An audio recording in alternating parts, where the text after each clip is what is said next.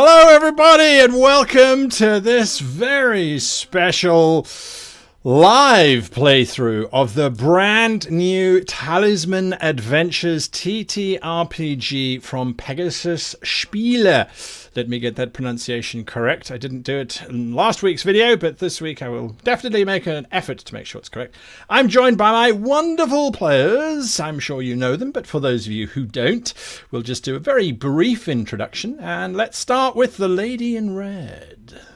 Hi everyone, I'm Kai, and sometimes online you can find me as Pixie Chick, and I will be playing Iris, the Sprite Druid. There we go, a Sprite Druid. I'll go through some of the nuances of Talisman once we've gone through the introduction. Sitting next to Kai, the man in grey. I will be playing Galaz Rahas, Wizard of Elven Descent. Wizard of Elven Descent. Fantastic. Okay. And then the man in black. Hi, Freddie Hines, voice actor, audiobook narrator, and I'm also a Dungeon Master by Surf, because I got a shirt! Look at that! Master.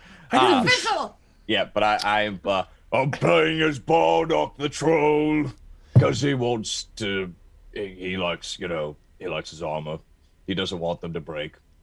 And he's a troll. Yes, you heard that correct, folks. Troll. Now, if you want a much more comprehensive overview of the Talisman TTRPG, head on over to our primary website. That's youtube.com/howtobeagreatgamemaster. Very long title, but just type in Great GM and it'll pop up anyway, where I did a comprehensive breakdown of the Talisman TTRPG. You can find that there. But basic overview is Kai is playing as a sprite, a sort of woodland folk with wings. Can you actually fly? I can fly my walking speed. There you go. You can fly. You can fly. I can ignore all rough terrain because I have wings. Look at you. Whereas Freddy is playing a troll, a regenerating troll. That's right. So yeah. It's going to be interesting. A few things you need to know before we jump in. We will be rolling 3d6, or at least the players will be rolling 3d6. As the GM, I very seldom will be rolling anything at all. And one of those d6s is called a Kismet dice. Now, if the Kismet dice comes up with a 1, then I get to have a dark fate point, which I will use to empower my monsters, activate my monster powers, and all those kinds of wonderful things. If it rolls a 6, however, the players get a light fate point, which they can use to enhance their die rolls, re-roll stuff, use their own powers, and all kinds of other goodies that they might need to do. Yeah. I think that's pretty much it. You won't see those die rolls. We're going to have to rely on them being trustworthy and honest, but I think we can count on them for that. This is now, this is the third, fourth, fifth TTRPG review that we've done as a team. So yeah, we're all about testing out the mechanics and that sort of thing. Having said that, though, we're not going to stop and break down the mechanics as we play through. This is meant to be entertainment as well as education. So there are going to be times when we go, not sure about that rule, so we're just going to do a blanket -2 or +2 or something along those lines, because we are still learning the rule books. The official hard copy of the rule book, what I have in my little hands here, this beautiful, beautiful hard copy, is not even available yet on print. This is actually a very powerful illusion spell that was created so that I could have access to this book to try and run it. And it's actually not one book, it's 2 books. It's the Game Master's book plus the Player's Handbook. So if you are thinking of getting a hard copy, it's well worth it. Beautiful, beautiful layout. So I've got a couple, I've got 2 of them actually, one on either side of me, open to try and get to the rules as fast as we can. And so yes, be aware of that. There is also something else before we get started. Our wonderful sponsors and the makers of Talisman Adventures, so Pegasus Spiele, has decided that they will give to one of you folk for joining in on this particularly important live stream of ours. They're going to give you a hard copy of that book when it is available. So I will be asking for input from you folks, and we're going to randomly draw from the chat when you do give the input. We will randomly draw a name and then try and get hold of you to get your details so we can ship that hard copy book to you when it becomes available. So watch out for that. So, yes, players are not allowed to, unfortunately, participate in chat. No. So there we go.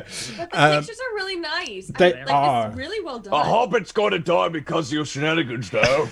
We're just going to find this person. Oh, dear, oh, Give me your dear. boy. All right, so that's it. Yes, the only other thing to bear in mind is that when the players roll their 3d6, if they fail to achieve their target number that we will be setting, or if they succeed, they may or may not take damage from the enemies. That's how combat works. You're going to see it's quite fluid. The only thing is it does take a little bit of math to calculate what your totals are as you're trying to add three numbers together. And for some of us, that is a real challenge. So bear that in mind. Adding 6 numbers though. It is, because there's some other bonuses and there's bits and pieces. Okay, so with that in mind, we're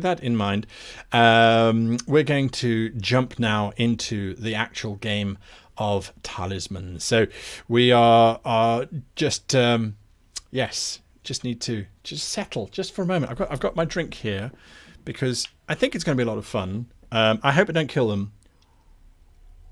We're dead. So when are we jumping? Because the Dark Fate dice are quite tricksy. Anyway, here we go.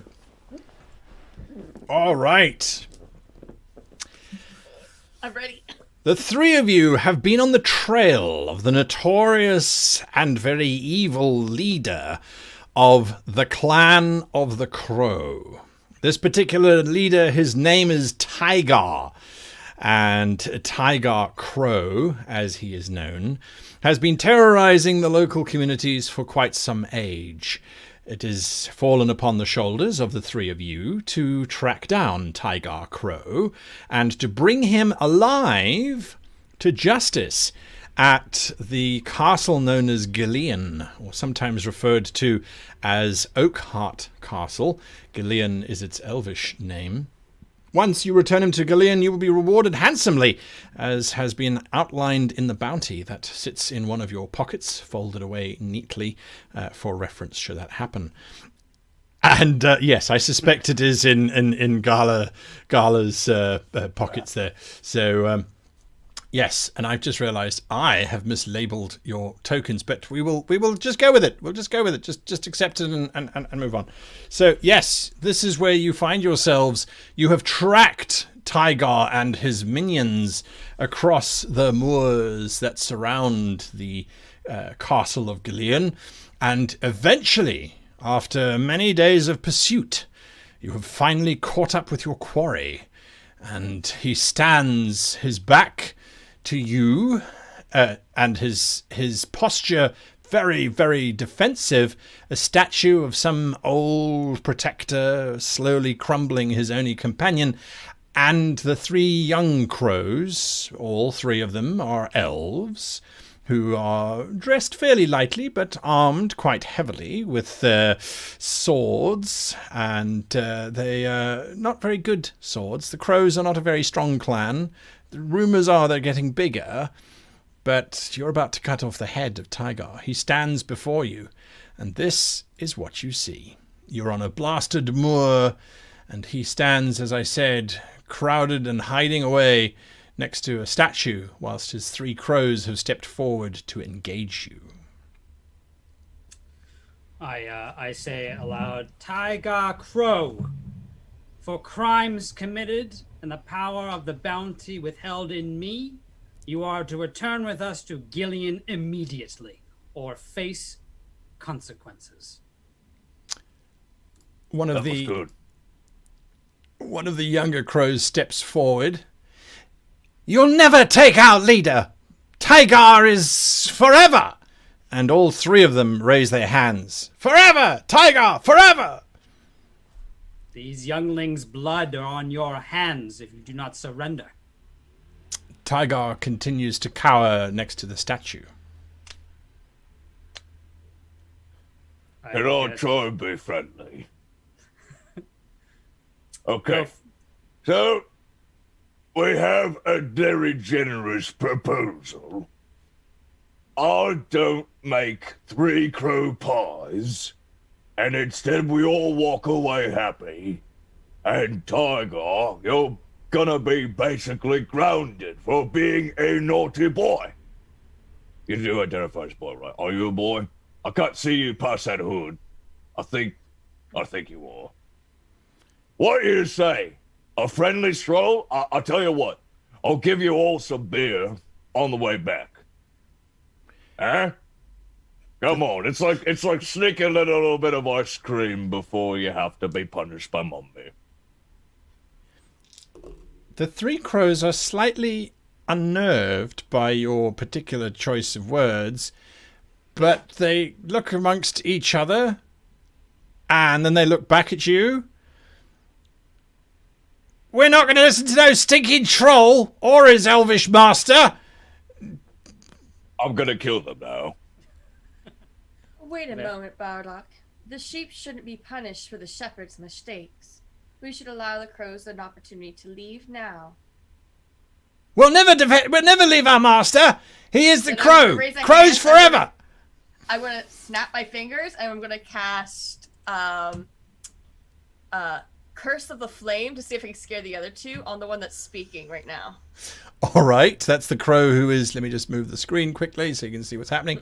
That's the crow closest crow to 1. you. Yes, crow number 1. Barbecue, my favorite. Let's rename him. Woo! So I rolled doubles, which means A great success great if you success. succeed versus his threat. 7. Yes. Yeah, call him dinner. That is 9 plus... What's 9 plus 7 right now? 16? 16! 16! 16 is a success. You roll doubles, so that gives you a great success. Alright, so I'm going to target his underwear. Which is... Well, it's his And- loincloth, sure. With his loincloth, it bursts into flames. Now, the loincloth itself doesn't take any damage, but he does. So just snap, bursts into flames. And he takes 3 damage. He takes 3 damage. I'm going to double check that, but yes, I believe so. Okay. Yeah, 1d6 damage, so 3 damage. He takes 3 damage.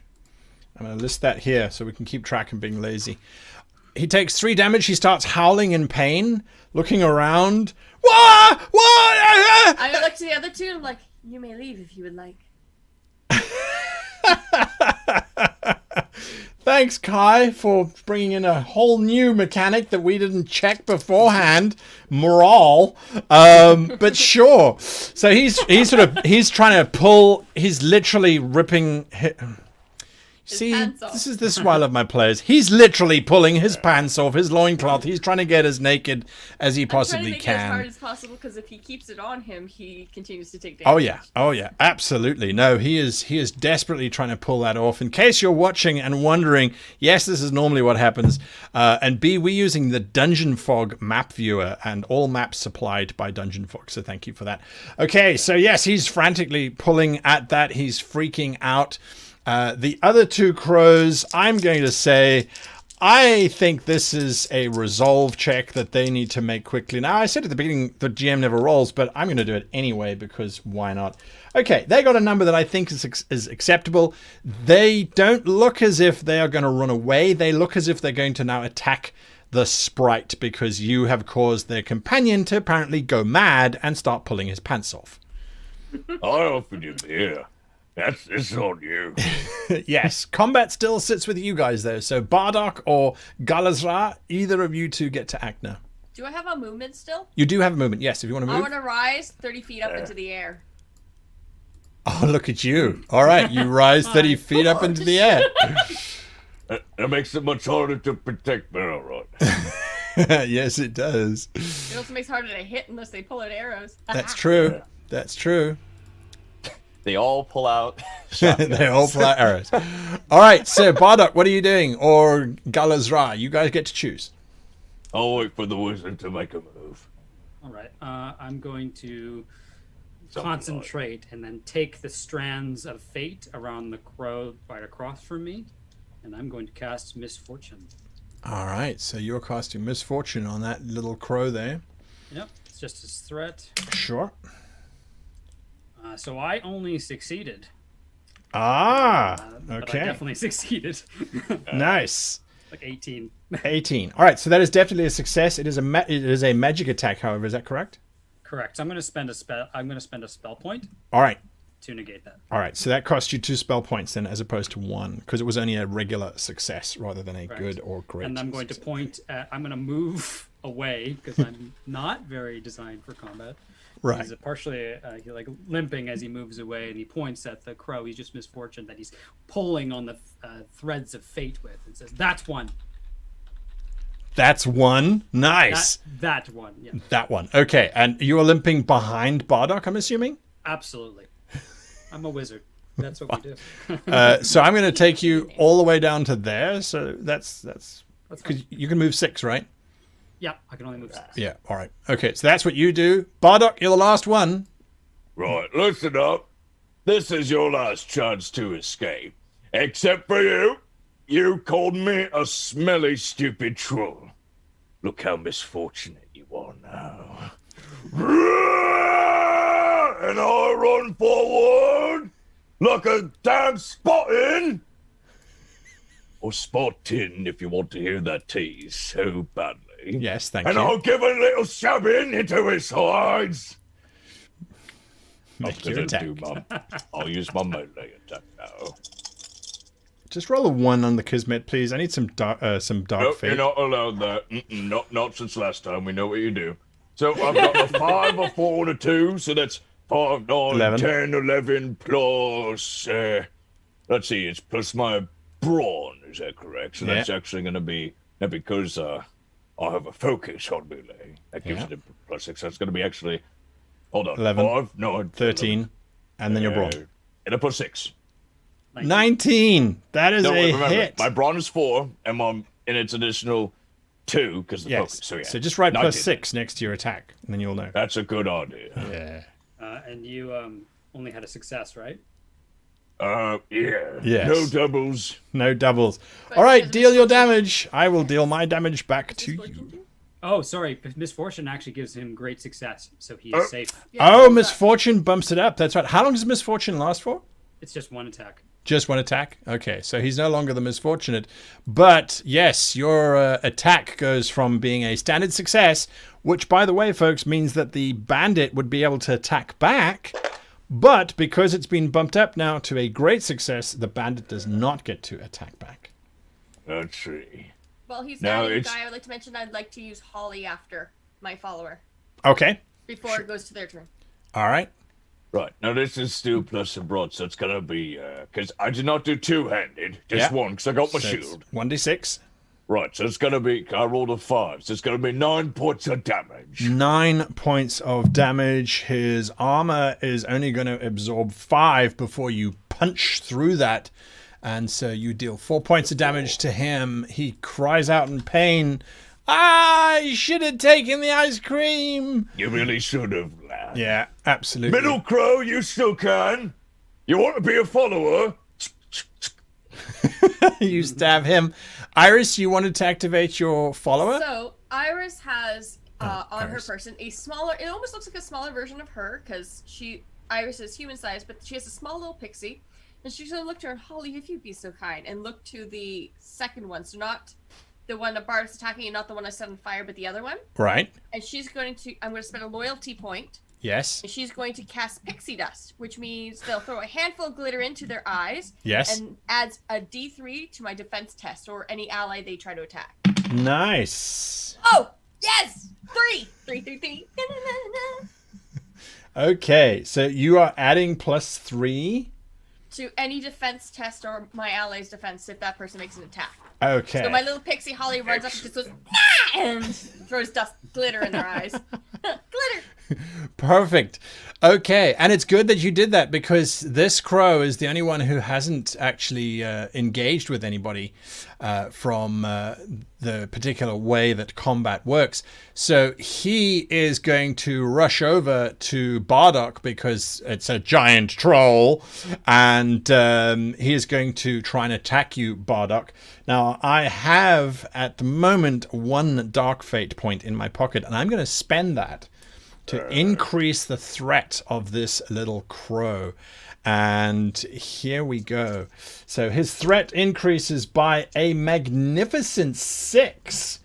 That puts it at 19. So you need to make a defensive check at 19. However, you get +3 because of the glitter dust. So you basically just targeting 16 as your defensive test.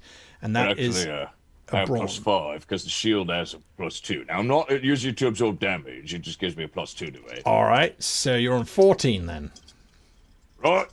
Is that right? Here it 19 comes. plus 5, -5. Yeah, 14. Well, I mean, it's sorry because I mean it's just +2 to me. So you know, it's a Yeah. so -3. So, yeah, I got you. Here we go. We're all Come on, in this baby. together. Hey, it's pretty good. So let's see. I got so so you know, 2 4s. So I got That's 8. That's good success, right? And 8, 9, 10, 11, 12. Hold on. 10, 11, 12. 13 plus brawn? Yeah, Yep. plus brawn. So that's gonna be 17 now. 17. Okay. And you got a good success on your defense.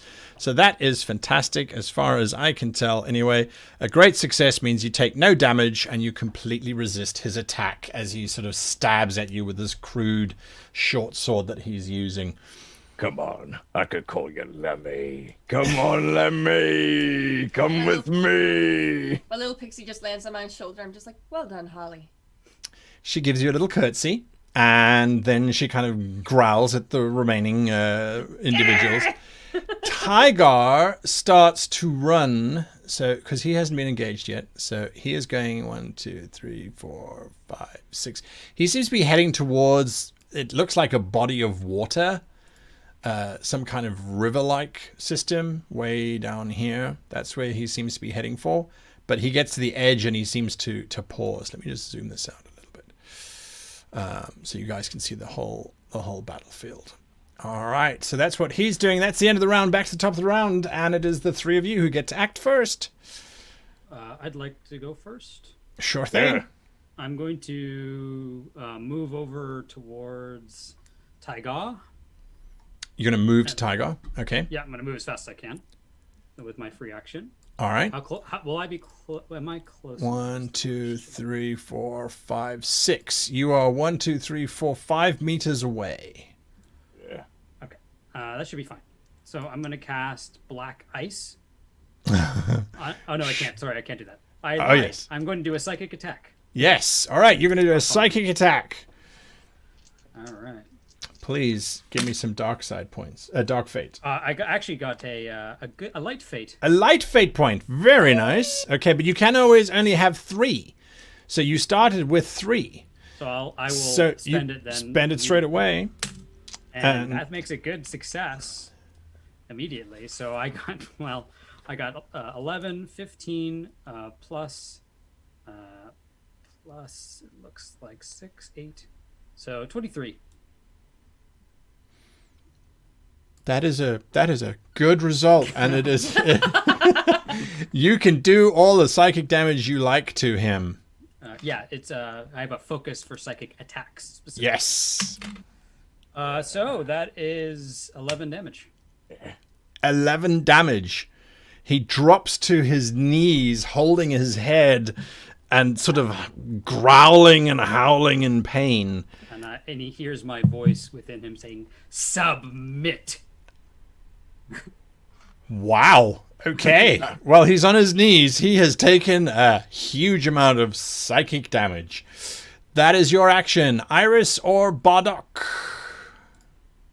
Go ahead, magic lady. I have a conversation to do. So, has the crow used his action to remove his clothes? Because if not, he'll take more damage. He did. That was no. Well, That was his action, yes. His action was Alright. to remove his pants, yes. Nice. I I'm believe. gonna run up and stick him right between the legs and then whack with my staff. Wow. Rude. What? Yeah, rude.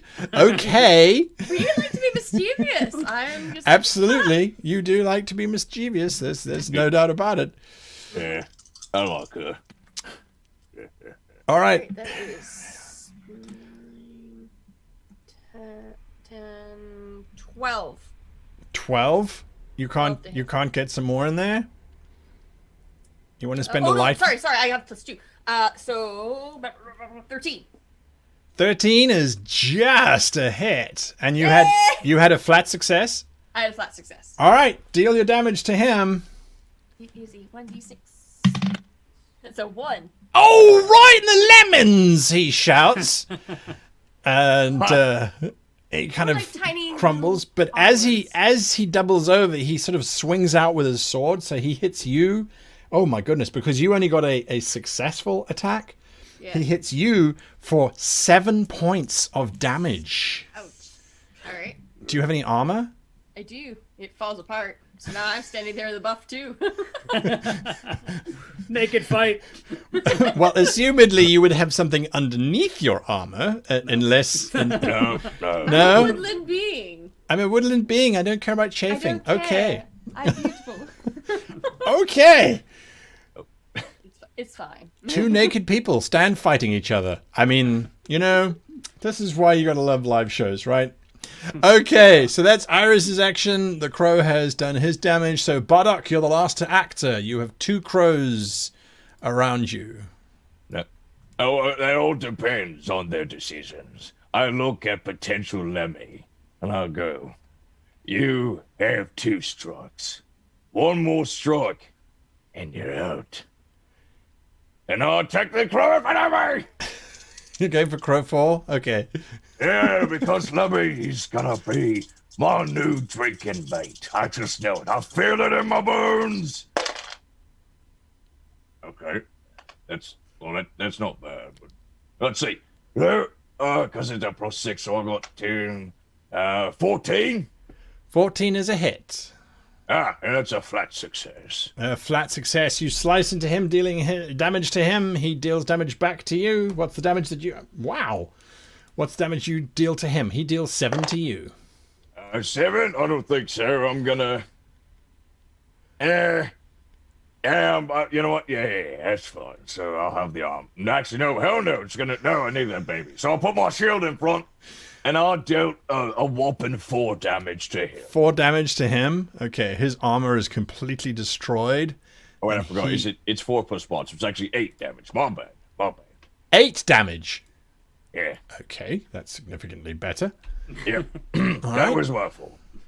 So I have to roll for my shield? You've got 7 damage. You're going to try and block it with your shield. All right. Here it comes. You swing your shield in.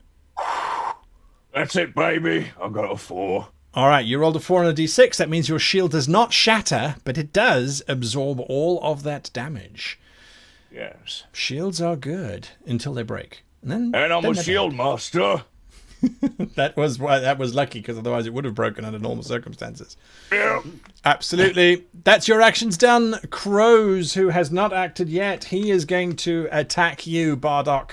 So once again, if you wouldn't mind, please giving us a defense test.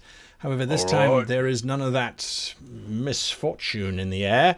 So you are rolling whatever it is. I'm rolling my good stuff. Yeah, What brawn. else would I roll?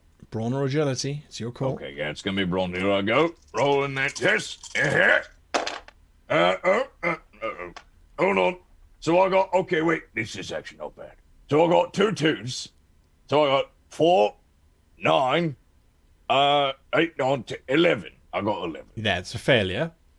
Okay, that's not good. Question though, the pixie dust doesn't go away. It doesn't say it's only for this turn, so it would still have a +3 to his defense. Oh, and I forgot my +2 from the shield. So actually, when No, I you made did it, add in your 13. +2. What? No, Yes. I do. I thought you did. All right, it doesn't matter. I'm very forgetful. I'm He's still actually very observant. serious. All So I right. added my brawn, and I have a 5, 2, and 2. So that's 9, 10, 11, no, sorry. Oh, my brain. 5, 9, 10, 11, 12, 13. So that actually would have been 15 because +2 from the shield. And then does the -3 so happen from the dust? Right. And you rolled 2 4s? No, 2 2s. 2 2s. All right, so that's a and good 5. defense. It is a good defense. You take no damage whatsoever. Oh, It's a thank great God. success. So you take no Oh. damage whatsoever. There we go.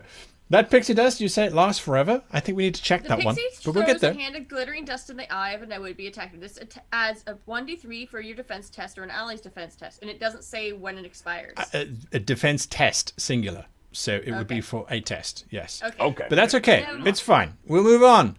It's Tygar's opportunity to attack. So he stands up. Well, actually, yeah, because he has 2 actions. So he does have a second thing he can do. And he is going to psychically attack you, Gralazar. As he turns, you see his eyes flare red as he starts to focus his mind directly into you. You need to make a psychic defense test, which is using wits or resolve to defend against his attack, if you please. Oh, look at that, Lemmy. The nerds are having an argument. So I got a total of 16. 16? Just a flat 16? Not a great success, not an extraordinary success. Just Unfortunately, all right. it's just- 16 is the number you had to beat, luckily. So on that 16, that is a standard success. So you're going to take half damage, and that half damage is coming up right now. So that is 4 points of damage to you. I've already halved it. Yeah, 4 points you of psychic see, damage. So My eye starts to leak blood from the scarred eye, and my you can see I start to quiver like this. I think I'm losing the argument. Uh-oh. as he focuses his will upon your mind, he seems to be quite strong in his psychic ability. That's what you're picking up. Yes. Top of the round, as that's everyone who's acted. Which of the 3 of you are going to act next? I'd like to repay him. Okay. Gralazar. Let's move the screen down so we can see you. This epic psychic battle. Just these 2 individuals standing there, focusing their minds. Professor Xing ourselves to death. Yes. I'm going to use a light token. A light fate right. to add a dice. Okay. You still only add 3, I got but a you take Kismet the 6. But Kismet that 6, so matters. that gives you your light side back. Excellent. Oh, perfect. Perfect. Yeah, you get a light fate point every time you roll a 6. So 13, 14 plus 8. 22. 22. Great success. Just a Just just a flat. All right, on a flat success, you definitely deal your damage, but he deals half back at you, and you get -1 to your psychic attacks. Did you take that into account with your... I mean, 22 becomes 21, but now you have... -2. -2, yeah. Yep. No, I did not take it into account, but I did not. Yeah, but 21 is still a success anyway. He takes 8 damage. 8 damage? Okay, and because these things are simultaneous, he takes 8, but he dishes back to you 6 points. That's feel already really- halved. I feel real good. Yeah, he I drops feel real good. he drops to his knees and just falls over flat, unmoving. He is done. He is I feel like we're kind of concentrating. Yes. And then I drop to one knee and then just twist my hand and he goes down. falls back down. Absolutely. Absolutely. That's what's happening over there. Iris and the naked man. So I'm going to whistle, and my stag is going to do spend 1 loyalty. My stag is going to charge into combat. It increases the damage for my successful attack by the amount equal to my stag's strength. Lovely. What is your stag's strength? 4. Okay, your damage is increased by 4. That's fantastic. So you roll. Give us your rolls. Whilst you're doing that, I'll explain briefly. Followers is a system that is used in Talisman where the characters basically have NPCs around them. So in Kai's case, Iris has a stag follower. And each of the followers give the player characters a different advantage if you use them. Now, you have to spend loyalty, and if their loyalty reaches 0, they will leave the character. But you can regain that loyalty by, in the stag's case, leaving it to graze in a meadow for a day, unchallenged, and then it grows in loyalty back towards the PC. It's a really cool way of incorporating NPCs without bogging down the combat. So, yes, what did you get, Kai? So I am going to cast Lightning Bolt. So my hands come up, and I summon from the sky this giant lightning bolt. It comes crashing down. It's 17 to hit. That hits. Good success. Great success. Extraordinary success. Normal success. So I'll use a secondary point. Right. Burning through those spell points. The damage I deal is 8. 8 plus 4 from the stag attack. Oh, hang on. No. Deals 1d6, which was 4, plus my craft, which is 5, so that's 9, plus the 4 from the stag, so 13. 13 points of damage. He shrieks as you see his skull illuminated inside his flesh very briefly, which I know doesn't really happen with lightning. But then the skin suddenly just has a black stripe, which, because he's naked, you can see through the entire length of his body down to his ankle. And then he just falls over backwards, steaming, having been cooked internally. He is I want to learn how to do that. Bardock, you and your 2 crows, they show no sign of relenting. No, I'm still gonna try. Let me. There's so many benefits with me. There's beer. There could be ladies. There could be lots of things. I'm still attacking the crow in front of me. Right, make your attack. I'm gonna make this work. I want to follow it too. Okay, that's not the worst. So let's see. That is gonna be, because my plus 6, it's gonna be 10. 16. 16. 16 is a definite hit. No ones on that Kismet dice. Come on, guys. Give me the Dark Fate. I need Dark Fate. I actually got a 5 on it. In the middle, like 2s. Right. 5s. I know. All right, you deal damage to him, but you didn't get a great success, right? That was just a standard success. Okay, just cool. Standard. You stab him. He stabs back. Wow, my damage dice has been doing great. How much damage? Damn. He takes 7. He takes 7. His armor fell away long ago. So in his death throw, as he drops to his knees, he slices wildly at you.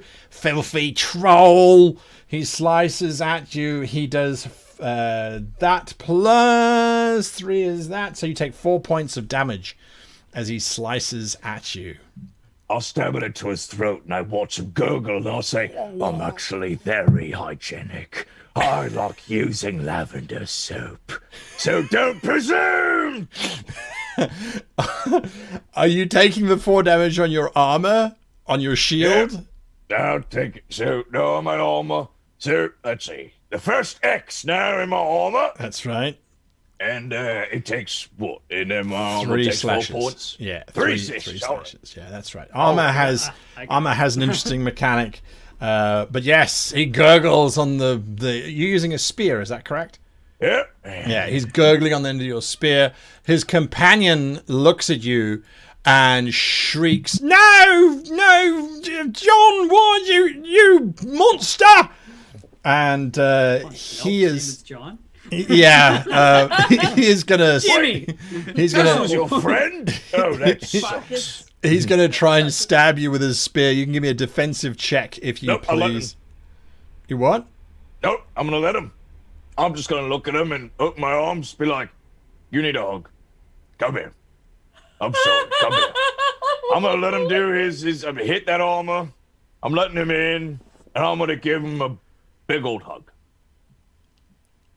Once again, breaking the mechanics. There's no rules for what happens if you just let them hit you. I need to get. I can't roll dice. You have to roll them. So I'm assuming. So it means it's going to be an absolute failure, which is fantastic. Yeah, so absolutely. he jams it in you, but I do like what you're doing. So I'm going to say that you get an extraordinary failure. Which so he deals a grand total of 7 damage to you. All right. As he buries this rusty blade into you, but then you get to hug him. Yeah. And very gentle. Yeah. Go on. Gentle hug. And I am going to say, if you are genuinely trying to just tell him that you understand he's done the wrong things, You've got him. He doesn't have to. I mean, it's your words. Can No, I yeah. help Bardock in this with my pixie? She can cast Charming, where I spend 2 loyalty on her. You better not.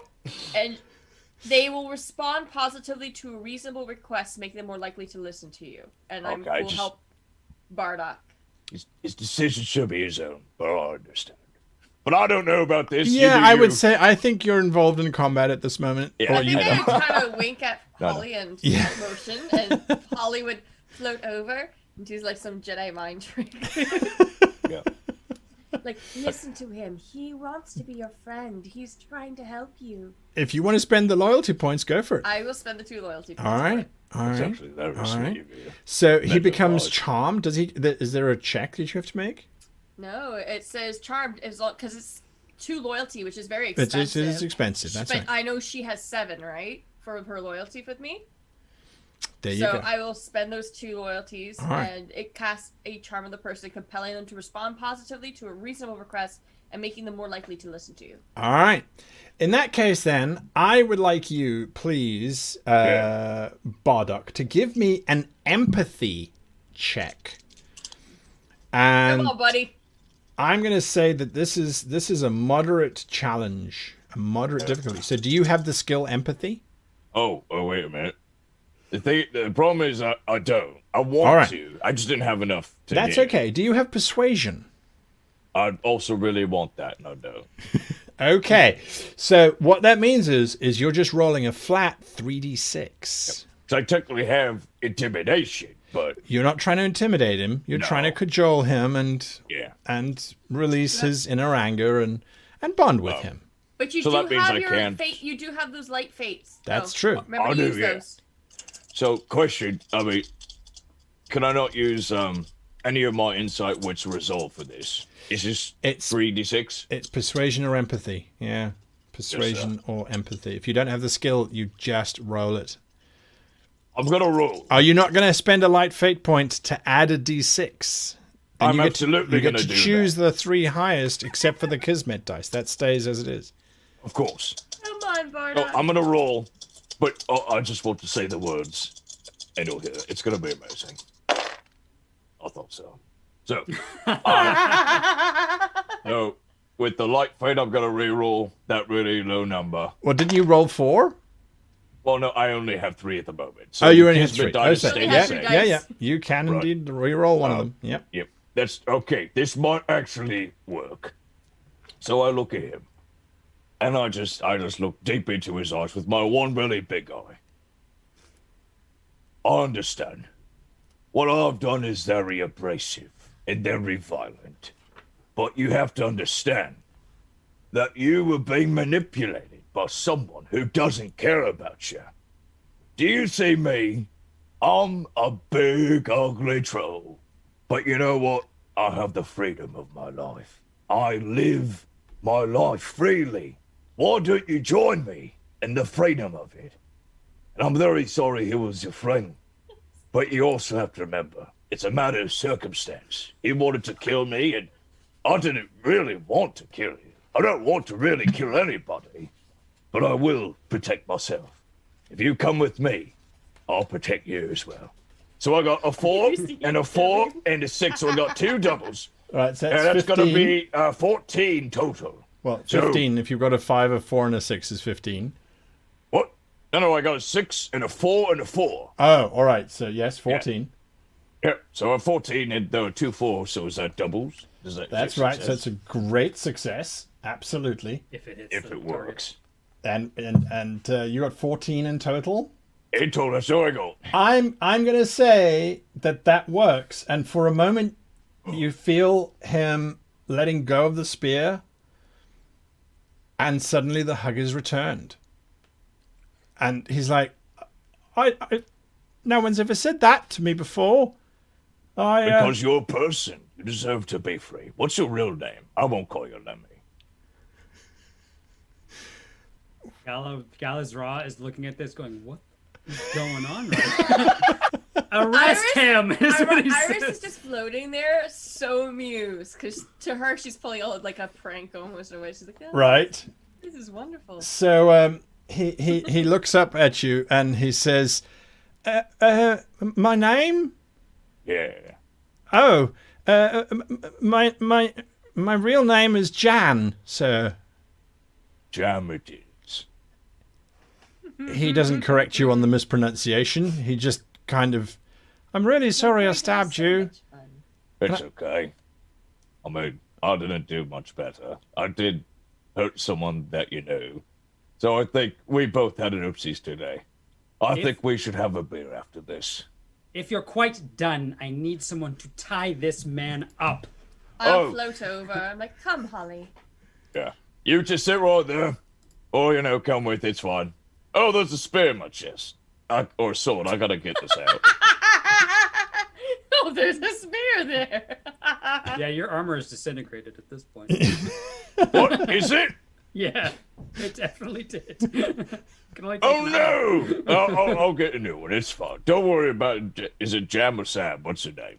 It's Jan, sir. Jan! Oh, you with an N? Oh, here. Yes, sir. Okay. Oh, all right. So, if you just, I'll pull it out. Yeah, go. Oh! Oh! Oh! I'm just kidding. All right. So yes, you successfully indoctrinate Jan to joining you. I'm going to say, if you, whilst other things are happening, Freddy, if you turn to page 170, Yes, sir. you will get the mercenary follower named Jan. And Jan is going to start, I will say, Jan is going to start with 4 loyalty to you. You said 111? I beg your pardon? Hey, you said 111 the page number? 170. 170. And Oh, Jan is going to 170. start with 4 loyalty. Okay. And you can restore that loyalty. You can add 1 to his loyalty by simply paying him a gold. He is a mercenary. He will respond to gold. Or by giving him a hug when he's feeling down. If it's just hugs at random, that's okay. But then he changes from mercenary to potentially someone closer. Depending on, of course, what everyone likes. I mean, I don't get it, but that's all right. right? We're all platonic here. There you go. So just give him money and maybe a manly pat on the back. Or something. Yeah. I'll get him good with the ladies, no worries. Right. Meanwhile, on the other side of the marsh, We're tying up this man. You're tying up this man. I'm sitting there, like, gasping for breath. Like, Yes. wiping blood I'm off my purposely face. trying to make you as uncomfortable as I possibly can. As like bend over. Can you... I'm going to lift my spell book and just do this. I flip my wings so you can see them in the peripheries. I can't. The book is too large. I can see him. yeah, I know it makes you uncomfortable. That's why she's doing it. so can Jan. Under his breath, he says, "Knowledge always lights the way. Knowledge always lights the way." You see that, Jan? That's called perfection. He nods mutely. And so it is that you tie up Tiger Crow, who is completely and utterly out of it. He's not dead, but he has taken so much damage that he seems... he doesn't even respond as you bind him. Carrying him is a matter for Bardock or for any of your followers. You could lay him over the stag or, I got him. Yeah. No, my stag is a noble beast, and I would never do that because it costs loyalty. Oh, there you are. All right. And so it is that you make your way very slowly but surely back the few miles towards Ghislaine Keep. And Stealing some of his hood to make like a small little bandana so he stops being embarrassed and can do his job. I actually go up to Bardock and I say, "How many more of jams are we going to have?" Well, I mean, that's a choice that, belongs to them if they want to. He's a good lad. I just thought, I gave him an opportunity to come with us willingly, and that's what happened. I'm actually not even listening to you. I'm just looking at the armor, the tatters of armor that's all around you, and I'm like tutting as I'm doing this. I'm like, just take mine. or What? much bigger than mine. Maybe it'll protect your upper half. I'll go get a new one. It's all right. I actually got some pocket change. By the way, You're Jan, here you far go. more I give squishier. him I a would gold. keep it on yourself. Yep. Fine. Jan gets 1 gold, and I'll keep my other gold. All right. Yep. Fine. I'm just saying, don't worry, I'm prepared. This stuff happens. Mostly, I'm a blacksmith myself, so I can do some, maybe some in-house making. You know what I'm saying? Hopefully. I need to rest. I need to heal some wounds because I took some serious. I'm like on 1 life point. So you could rest here on the marshes, but you do know that Ghislaine Keep is only 3 miles distant, and through fairly easy country as well. Okay, I go. I would we still go like to clean. rest beforehand. Would No, you? no, I'm gonna keep walking. I'm afraid this guy's gonna escape. Or who? Galazra is a man of singular purpose. If Oh, he you mean does, this guy? if he does wake up, he is a formidable psychic. So there is Yes, that. he can kill you. You're at 1 health point. You should probably have a nap. I've got my shield. If he wakes up, I'm just gonna bop his noggin. All right. If he stubs his toe, though, he's going to pass out. That's true. You are a little thick. You should think about eating more. We rest then, and I take out my healer's kit. We can rest on the marshes. All right, you're going to rest. Let me just make sure I've got the rules for that opened up quickly. I have a And healer's kit, so yes. I'm going to use it. And I do have healing as a skill. All right, so it is a 15-minute rest, and yes, during that, if you have first aid, you can make healing insight test. This is you cannot use first aid on yourself, though. By the way. Okay, well I'm just gonna cry then. I will try to use first aid on you. All right, so it's Yeah, a healing test using insight. Please say yes. I do have healing. Oh, very good. Fantastic. So You can use that. You get a Fantastic. +1 for my healer's kit. I paid money for it. I rolled triple threes. Threes. Hey! hey, So hey. that's not good because I think I have to hit a certain thing, don't I? Yeah, you I think do. it's 14. 14 is the Yeah. difficulty number. You might make it. That's 9. You got 5 in insight. I have. Oh, never mind. Hang on. I have 3 in insight. Yep. So that doesn't get you there. That gets you 12. I'm afraid. So I'll use a life thingy, a life fate. A light fate. Okay. You get to re-roll 1 die. That's a 2. Yeah. No. I don't know how. No, that's not how the bandages go. Stop. No, not around my mouth. I have to breathe. Here. Actually, what I'm doing, can I make a sleight of hand check? Yeah. And Oh, I will also do God. the thing I mentioned about hiding things in their pockets for my deer. Sure. So I'm going to try that. Wait, wizard, have you ever used any bandages before? 10 plus my sleight of hand. Mm-hmm. Which is agility. Agility. Is Jan hurt at all? That is No, 12. he's fine. That's 12. 12. So I'm slowly stuffing deer feed into like some of his pockets. I'm So just gonna say I don't notice. I have a very high notice, but I'm just gonna say Right. I don't notice. okay. She's still on the buff, and she's trying to like medicate me. While She's trying to be cute. Mm. I'm Oh, like but- slowly pushing No, up I and don't- like, I stuffing don't things care. in. You don't have to show me. Hey, okay, lad. Just come over and bap him on the back, and I'll try my own hand at it. You're gonna try and heal? Later. Yep, I've got You have healing? nothing in any of those things, but I've got 3 d6s and a lot of heart. Flat right here. No, we go. it's fine. I'm. Nope, I've got this. Don't worry. Yeah. So that's gonna be 9. Yep, Did it work? I'm just pulverized on the floor at this point. Your 15 minutes rest is more like a 15 minutes where you're trying to protect yourselves from your friends sticking their fingers into your wounds. Not that you It's have okay, any, no. so yes. Bandaging random parts. That's fine. It's like bandages don't help against psychic damage. But sure. Do I Okay. gain any other healing just from naturally being Nope. alive? Nope. Okay. Nope, you don't. You want to refrit? You don't have any armor left, right? I have armor. I'm fine. Yes, but yeah, there's no Psychic armor. damage. But he your has no- armor has got slashes which can be repaired. Oh, wait, I can? Yeah. I thought it was dead. It is repair it. destroyed, but it can still be repaired. Oh, by okay. being So, refit, good. from what I understood. Yeah. Then I'll fix it when we get home. You can fix it now with the slashes. If you Yeah. want. It does Yeah, of not. course. It does not require. It just means that during the short rest, you are refitting your armor. Okay, so yeah, And I'll you do remove that. the slashes. So you keep the X, but you remove the slashes. Okay. All right, I can do that. So your armor is brought back. Perfect. So I'm trying to understand this. Then is it up to 8 now in armor? Yep. You're 8. Your armor's now 8. Okay. Huh. Sorry, you can also take a recover life. Sorry, folks. This is our first time healing up. So you can recover life. It does not require anything to do except you gain 1d6 life back from taking a short rest. You also regain 1d6 spell points. Hey! I want to do that. I got a 1. I So- got a 3.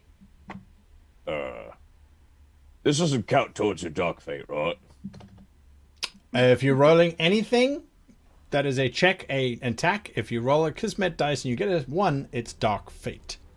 Right. Well, I'm just doing the recovering 1d6 life. But I do. No, use then a that's Kismet fine. Then you don't dice. use Kismet die for it. Yeah, you're all good. You're all Now at good. a grand total of 4. I don't feel so good, Mr. Stark.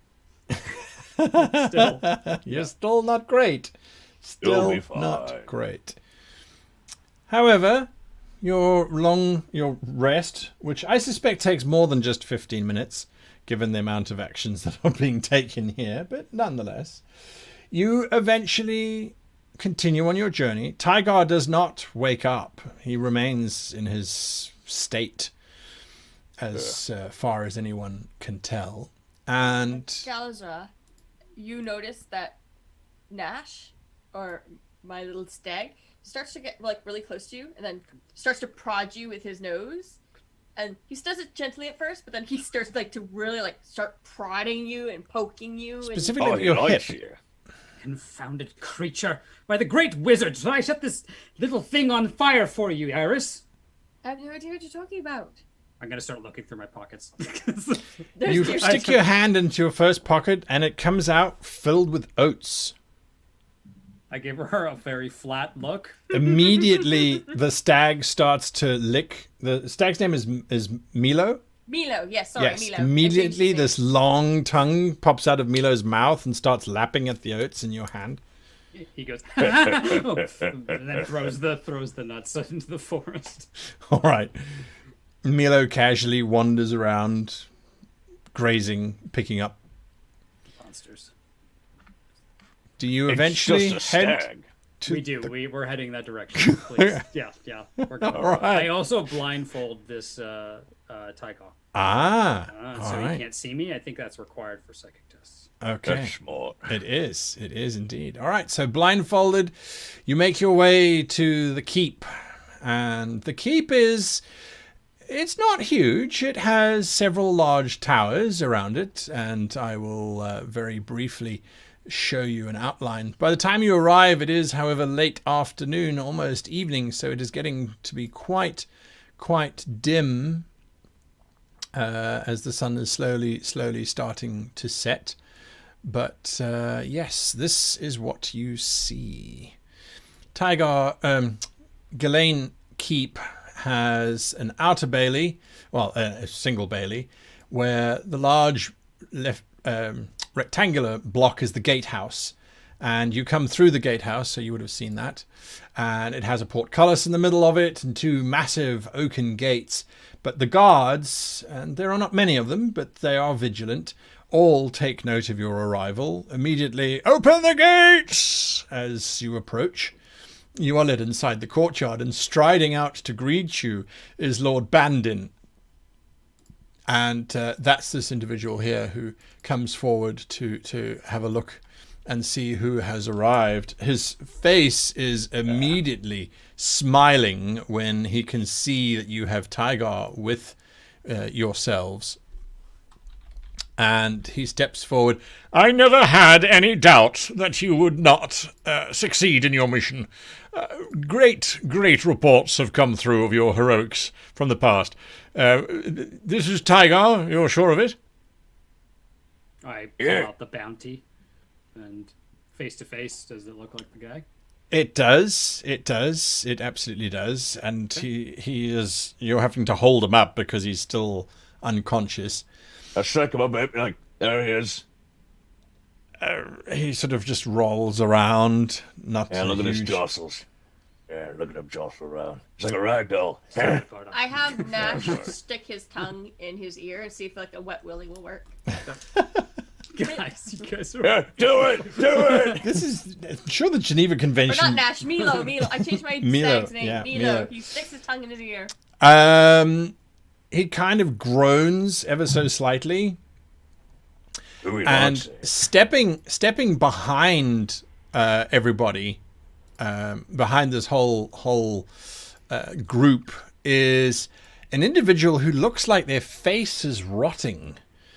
And they've got this pallid skin, and there's this vague stench of death around them, this almost rotting smell. And this figure lurches forward, and these very long fingers that end in dirty claws are revealed from behind this very black robe. And he looks... That is Tiger. No doubts about it. I would recognize... No. Lord Bandin. There is something not right. I can't... I wish to taste the prisoner, he says as he hobbles around. Now, this is clearly a ghoul. Bandin looks down at him. Be silent! If our heroes say this is Tiger, it is Tiger. Now away with you. Back into the darkest dungeons with you. You are to look after the dead, not the living. Ghouls, he says as he looks back at the three of you. Master, I implore you. I sense nothing. Bandin almost swings out at him, causing the figure to shake, and then he disappears back into the keep. Leaving you there. As he leaves, a young officer steps forward, and he nods at all of you, nods at his lord. The lord turns to him and says, Captain Talus, these are our heroes who have apprehended Tiger. If you'd be so kind as to take him down into the dungeon, we will deal with him later. I have an army at my command, and I have to go and get rid of what remains of these crows. Talus salutes you all. I'm going to do a BS check. Something's stinky about this. Yeah. So you are trying to use your... let's see here. What would that Notice be? or investigation, maybe? Yeah, I would say a... Well, give me a notice check, and we'll see what happens with that.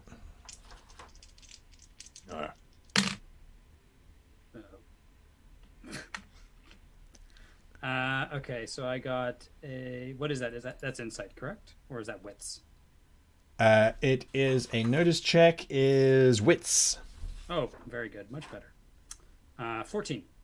14. Bandin seems very eager just to get this whole thing over and done with. And he doesn't really want to deal with anything. And he clearly hated the ghoul. And it would not be by his choice to have this thing at the castle at all. Okay. And the captain? Talus is captain and is responding to regular orders. He is going about his business. He's saluted to everyone. Yeah. I kind of stand in front of Jan a little bit. I'm not saying anything or doing nothing, but, I'll keep my eyes out in case there's any funny business. All right. I am paranoid, but that's fine. Yeah, as much as you can see, there isn't a huge change at all. They seem to be going about their business. Bandin is already starting to stride towards a horse which is being held for him by one of his guards. He stops and he says, "Oh yes, a reward for your success. I have to go and deal with these crows. I would send you, but there is a message from one of our scouts that arrived this morning. There is a large encampment of them, about 20 miles to the north. Some rocky terrain. I figure it best just to go in there and smash them to pieces. So I'm going to lead a small sortie of men out there. Whilst I'm gone, I would leave this particular castle in your hands, if you would be so willing. Talus is a good captain, but he's not one to command in any kind of situation. Not that I expected, of course. The crows are not very organized, and I will destroy them easily enough. It's more of an... allows me to go and deal with the problem whilst you enjoy the luxury of the castle, and when I return, you will be rewarded appropriately. Question. Do you have to smash the crows? You see, you could see it, at least in my eye, an opportunity. What if, you see, because that tiger fellow, they just look like a tiger, looks like a mouse. He's the very manipulative type. You could try and maybe convert these crows to a better cause. They're drawn mainly from the peasant classes of the elves. I don't think I need to say much more than that. Oh, present company accepted, of course, great wizard, he says as he looks down at you, Be Gala. that as it may, sir, this may be a trap. Who brought you the reports of them? One of our scouts. Which one specifically? I don't know which one specifically. Captain Talus? Talus has left with Tiger. Oh. Oh, it just shows them. I see. Yeah, Right. sorry, I forgot to move them. That's all right. I would ask why the majority of the forces weren't with their leader and instead in this camp.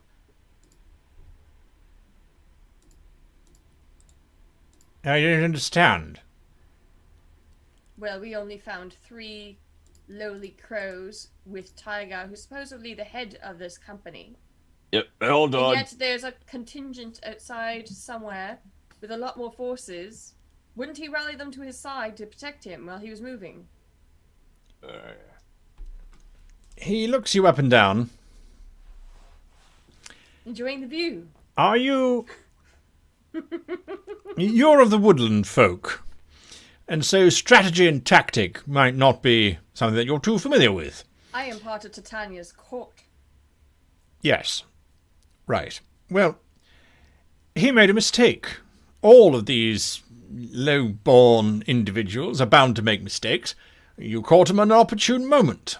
He was possibly even trying to get to this pathetic force of individuals that were trying to form a resistance on to the north. A life is a life. It doesn't add up. Noble. He acted like a coward, not a leader of men. Aye. Well, then perhaps you apprehended the wrong person. I will go to this camp and I will destroy everything that is there, life or not. If they surrender, then perhaps I'll take prisoners. But I wouldn't think that that would be the outcome of this particular battle. Nonetheless, if I find Tiger there, then I will, unfortunately, return and you will get nothing of your reward, for you have simply captured something else. Won't that be a pity for you? Now, you can stay as my guests at the castle, or you can leave. I think we would prefer to stay. I'm tired. He mounts up onto his horse. As I thought, once the threat of your reward is taken away, all those resistances just disappear. I know what I'm dealing with, he says as he turns the horse around. I'll be back within 4 days. He starts to trot out. If he hears he doesn't respond. Yep, he's going to be dead in 4 days. I have a feeling that it might be a ploy that when, when the cats go out, the mice come and play. Indeed. We should prepare. First, rest. I would talk to Captain Tullis. Barda, I would suggest you speaking to your follower and making sure this was Tiger.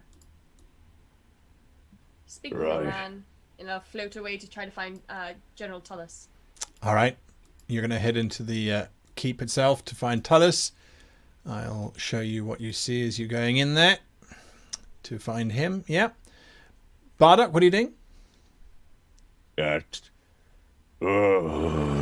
I'm definitely stewing because, look, I could be a killer, but I still respect who I hunt. Not like him. Jan, can you confirm that was Tiger? Jan looks at you and I'm watching. I am watching you. I will see you. So yes, he looks at you. As far as I know, sir, that was Tiger. What does he do normally? Does he do a lot of tricks? Like, does he... Because all we know was a description of his face and what he looked like. Do you think he was like a powerful caster? Or do you think he was just ordinary, but a good tactician? What I felt was an extremely potent mind. Right. He could have had a potent follower. What do you think, Jan? Well, I guess. I mean, I didn't really know him very much, sir. Yeah. He I was relatively new to the group, so I think that was him. I mean, when I arrived, they said, "Right, you three go with Tiger, and go out to the moor." Who said that? Who told you to go with Tiger? Oh, that would be Brand, sir. Right, who's Bran? Oh, he's one of the bigger blokes in the Crows, so he's like a lieutenant. Damn. Maybe we didn't get him. There's a lot of concerns here, Jan. So we'll have to make a decision soon. Either what's right or how to survive. Stay on your toes. Right. What is Gulazar doing? He was just watching that conversation and seeing if that man is being truthful. You'd think he is. Mitch heard, from what Mitch heard, sounds like he is. So I'm going to go rest some more because I'm still really messed up. All right. But I'm going to go watch, do my rest if it's light activity and go watch the captain of the guard to ensure that he's not doing anything funny with our new prisoner. You and the big brain sake. I gotta go fix my armor. All right. So you're going to go and fix your armor. That's not a problem. I'm going to... And you are going to go and find Tullus, Gulra? Yeah, I'm basically following Iris. I mean, I can just like you keep going. I'll just let you know the result because I got to roll for it. Sure, absolutely. So you're going to spend some time in the room that they allocate to you for staying in, which I will activate now. Give me a second here. And so, Iris, you're going to head down. You're going to try and find the captain? Yes. Okay. As you ask around, where is the captain? You are directed, and as will you be, Gullah, as you are following her. I will show you now. You guys are going downstairs, and they lead you into the southern tower down here, first of all, and there's a trapdoor which you open up, and you go down that, and that will lead you down into the basement. Now, in the basement, let me just move you guys to the appropriate spot. I got 16, by the way. 16 on your armor repair. Yeah. Okay, that's fantastic.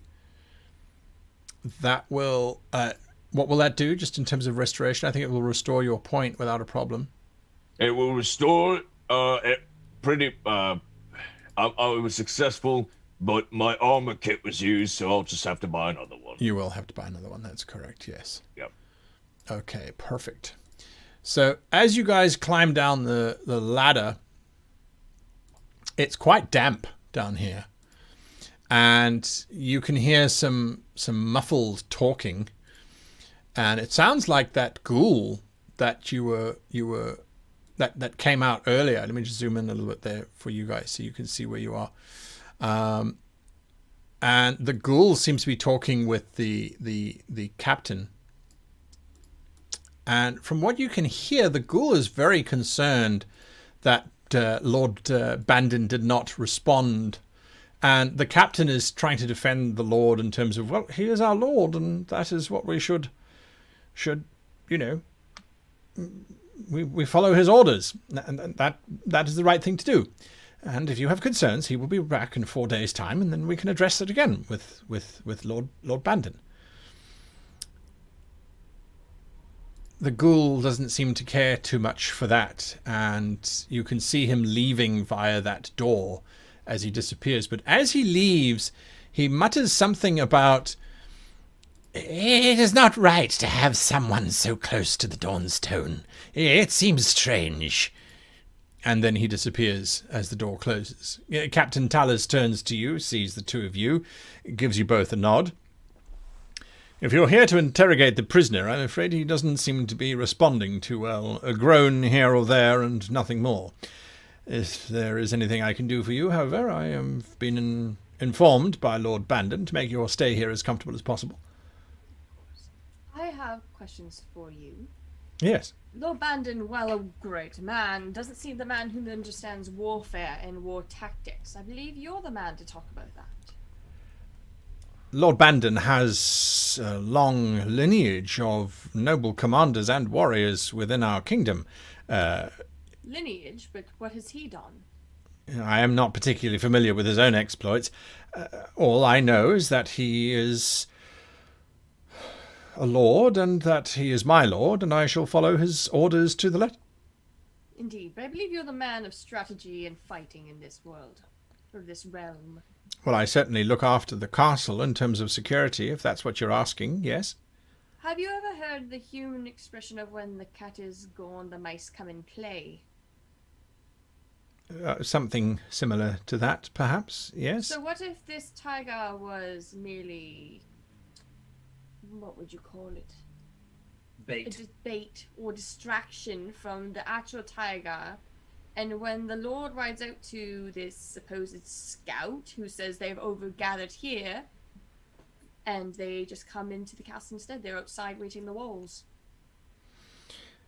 If you feel that that is a genuine risk, I will double the guard on the perimeter walls for certain. What did that ghoul want to do? Gawaul? He turns, looking after the door. He is convinced there is something wrong with Tygar.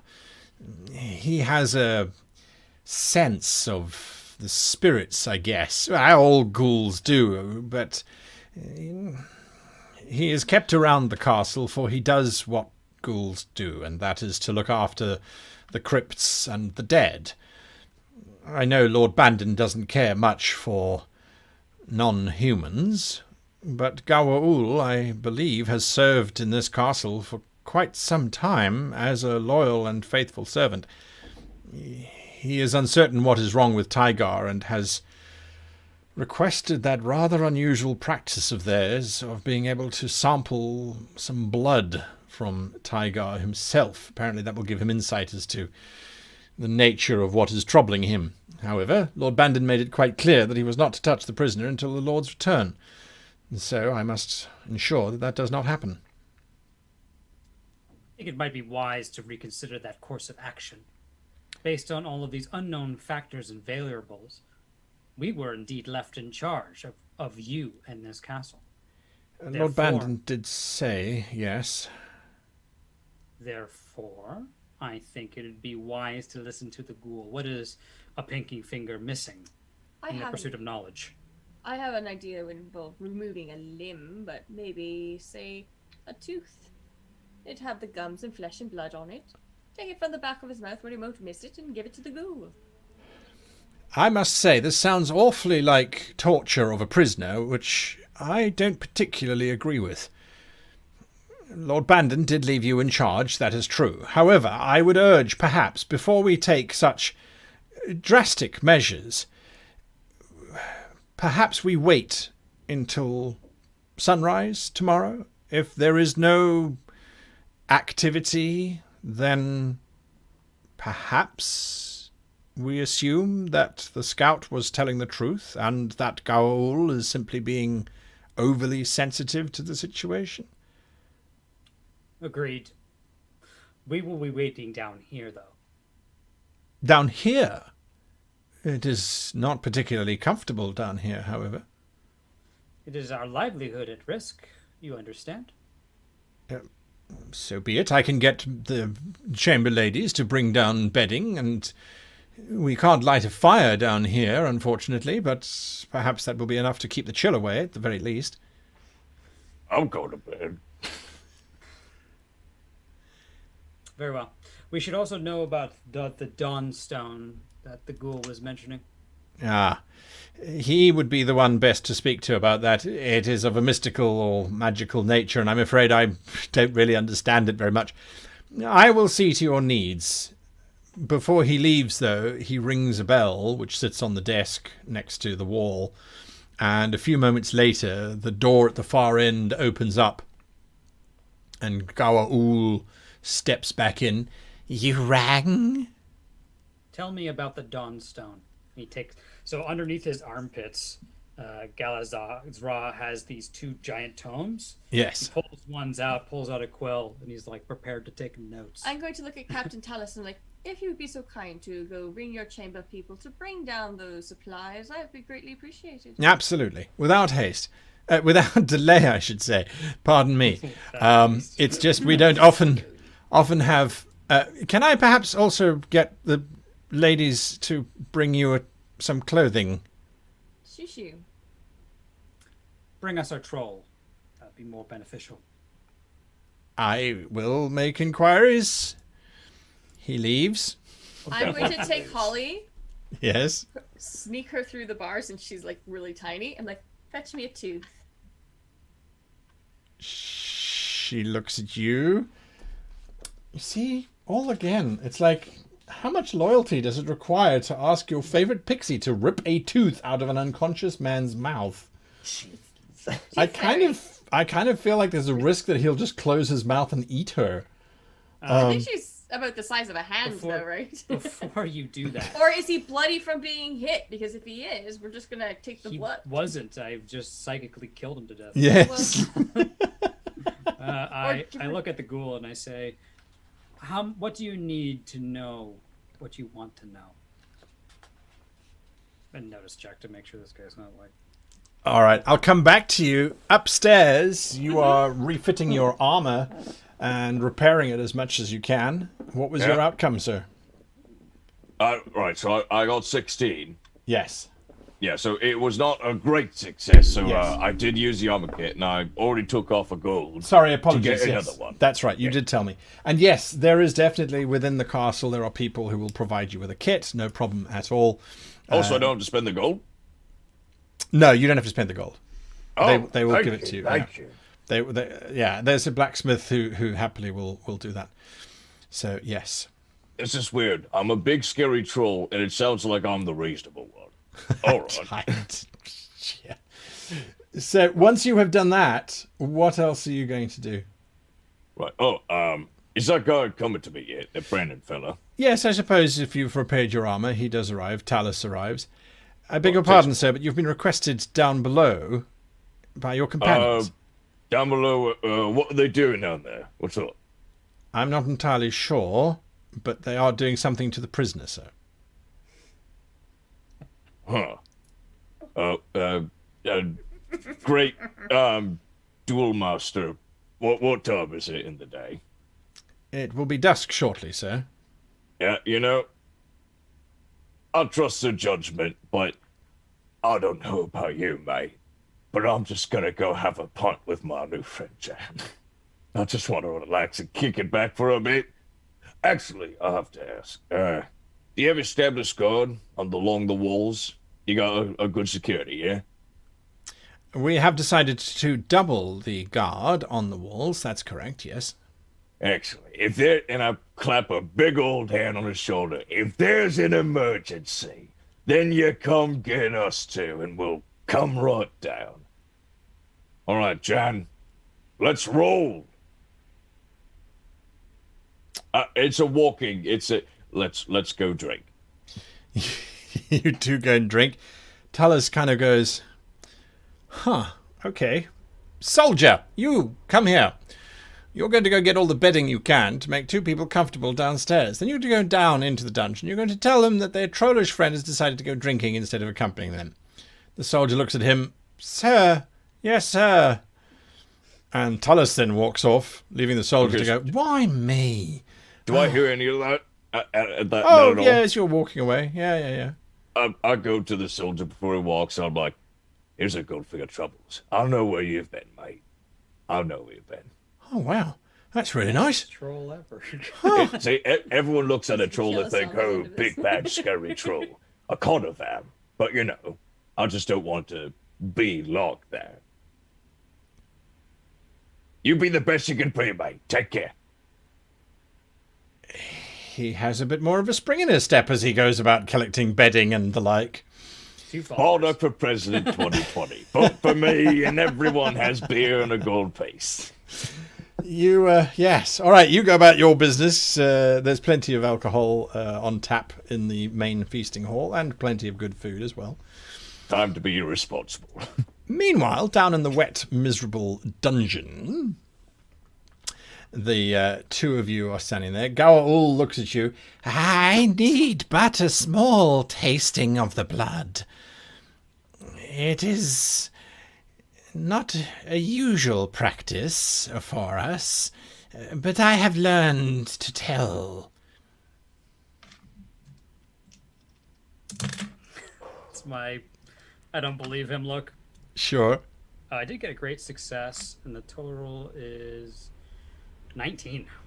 That is phenomenal. All right, so he is telling you mostly the truth, but just the way that he says certain words, there's just a little bit too much eagerness on the way that he says blood and taste. It's like he's just a little bit too eager. I say, just let her fill this thimble up. And I hand him like a Do you cork. have a needle as well, like a little sewing needle? Sure do. All right, I'm a I nerd. hand that to my lovely little pixie by the pricking of his thumb. Okay, it's going to cost you a loyalty point. She will drift over into this giant cage with this super scary psychic-powered monster. But yes, she will jab him with the needle. He doesn't seem to respond. He just lies there. And she dutifully holds the little thimble for a while, sort of furtively looking around until she thinks it has enough. And then she zips back out to you, Well offers done, the Holly. thimble. I'll take it and I'm like, good job. It is so refreshing to see those who are more open-minded when it comes to the arts of blood. I say, before this, you tell me everything you know about the Dawnstone. And I'm bribing him now with this blood because I know he wants it. The Dawnstone. You know of the Dawnstone? You said that out loud. I have ears, and I point at the pointy ears of the elven. Oh, yes. Of my elven descent. Very delicate ears. But yes, the Dawnstone is an ancient relic around which Ghislaine itself was constructed. You see, there is a reason why the castle is called, in some tongue, the Oak Keep. This is because the Dawnstone was found in the roots of the great oak which grows just outside the castle. It once was used by your kind, he says, looking specifically at you, Grala. I'd like to see it. Of course you would.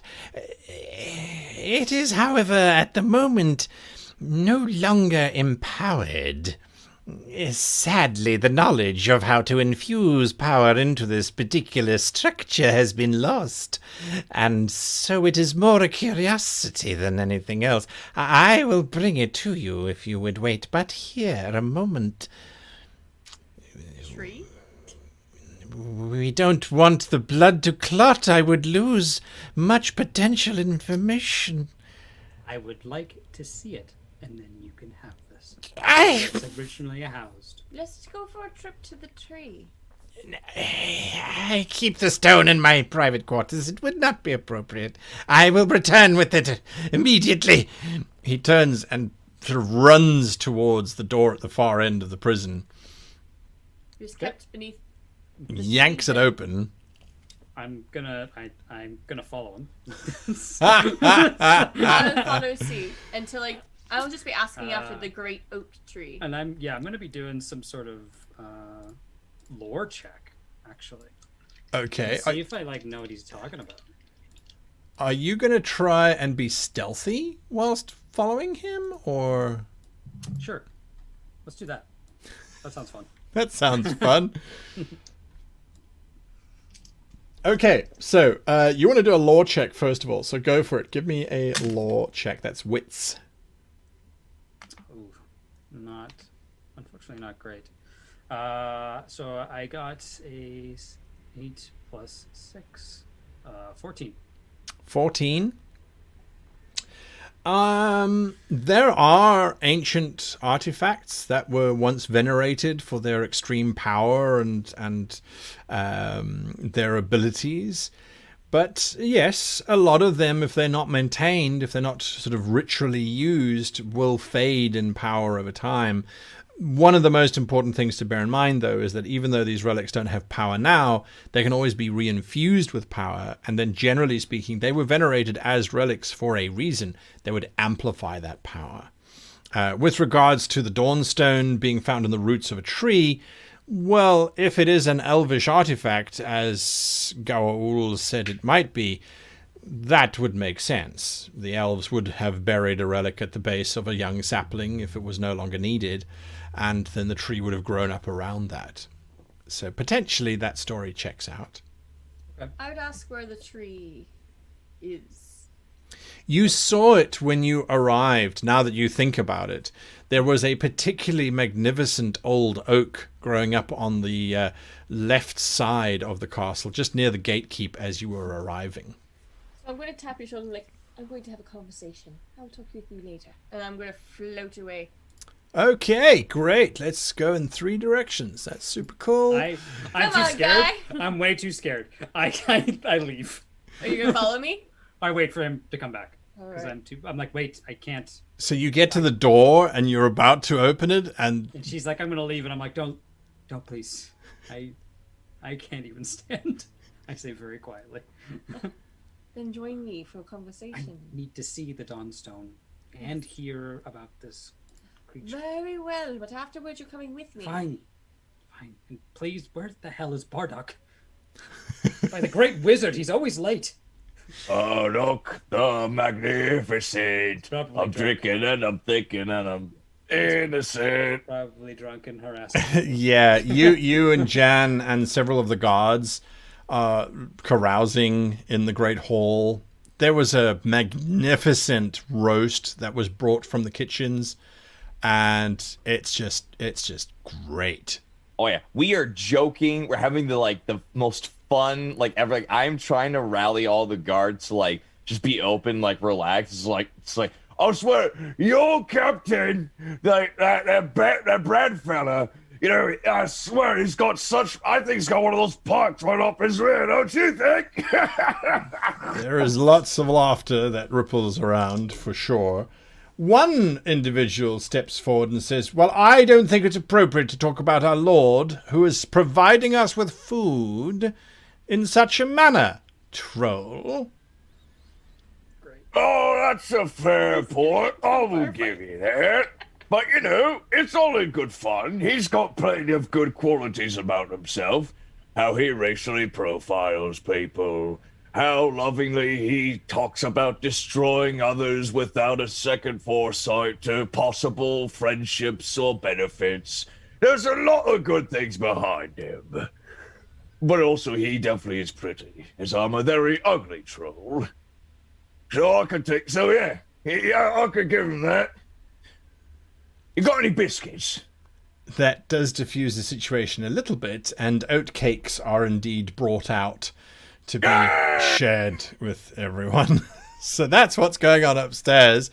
The two of you are down below. You're waiting for Gralla to return. I will go back to the main screen. Gaul does indeed return. He's holding quite a heavy cloth that covers a very rounded shape. And the cloth is quite old, quite dirty. I have brought the stone, but I need the blood soon. Now? Table. He places the rag on the table and he unfolds it hurriedly. There, you see? It is a remarkably beautiful carved. It looks like an egg, for lack of a better word. But as you look at it, you're not sure if it's very dark amber or if it's just a very, very dark brown stone. But the more you look at it, the more you think at the very center, as if you can look inside of it, at the very center, there is this single little green swirl of energy, just barely moving. Right. I'm not even paying attention to whatever he's saying. I'm sure he's talking about blood all the time, and I'm just Yes. handed the thimble. Fine, tell me what's wrong. He dips his tongue into it repeatedly as he then starts licking the very, very... I'm doing another lore check, and I'm just going to try to see if I can try to infuse it. How do I would infuse it again? I got a 6 on the Kismet dice. And so I'm going to just use it right now. Right. For, oh boy, that is a real high one. Nice. A total of 21 on the lore check to be like, how do I fix this? If that takes me time, that takes me time. That's fine. You will have to expose this artifact. If you expose this artifact to the sun for 1 full year, the first sun in summer, the first sun in winter, the first sun in spring, the first sun in autumn and fall, so 4 times, it will rejuvenate. What exactly it will do, you suspect it will make verdant growth. It will, if you plant it in the ground, whatever is around it for probably a mile will grow exceptionally well, will be absolutely overflowing with whatever produce it could possibly give. That's if you infuse it with sunlight. If, however, you submerge this object in blood, then it will take on the properties of the blood it is infused within, and after a certain period of time, you think it depends on the blood. If it's the blood of innocence, then when buried in the ground, it will protect the innocent from virus, from plague, from disease. If it is the blood of the evil, however, it will corrupt the hearts of those within a mile to becoming evil. Cool. So I'm finding that out. Yes, Well, that's that what you're doing. What are you doing, Iris? I'm waiting for him to do his thing so I can go talk to a tree. So you wait and you wait. It's like, come on, you finished yet? And he's busy staring at the carvings and Wondering if I can just... Often blazing new paths lead to fresher scars. Just allow me to finish this. I will look at the creepy man and like, what have you discovered from his blood?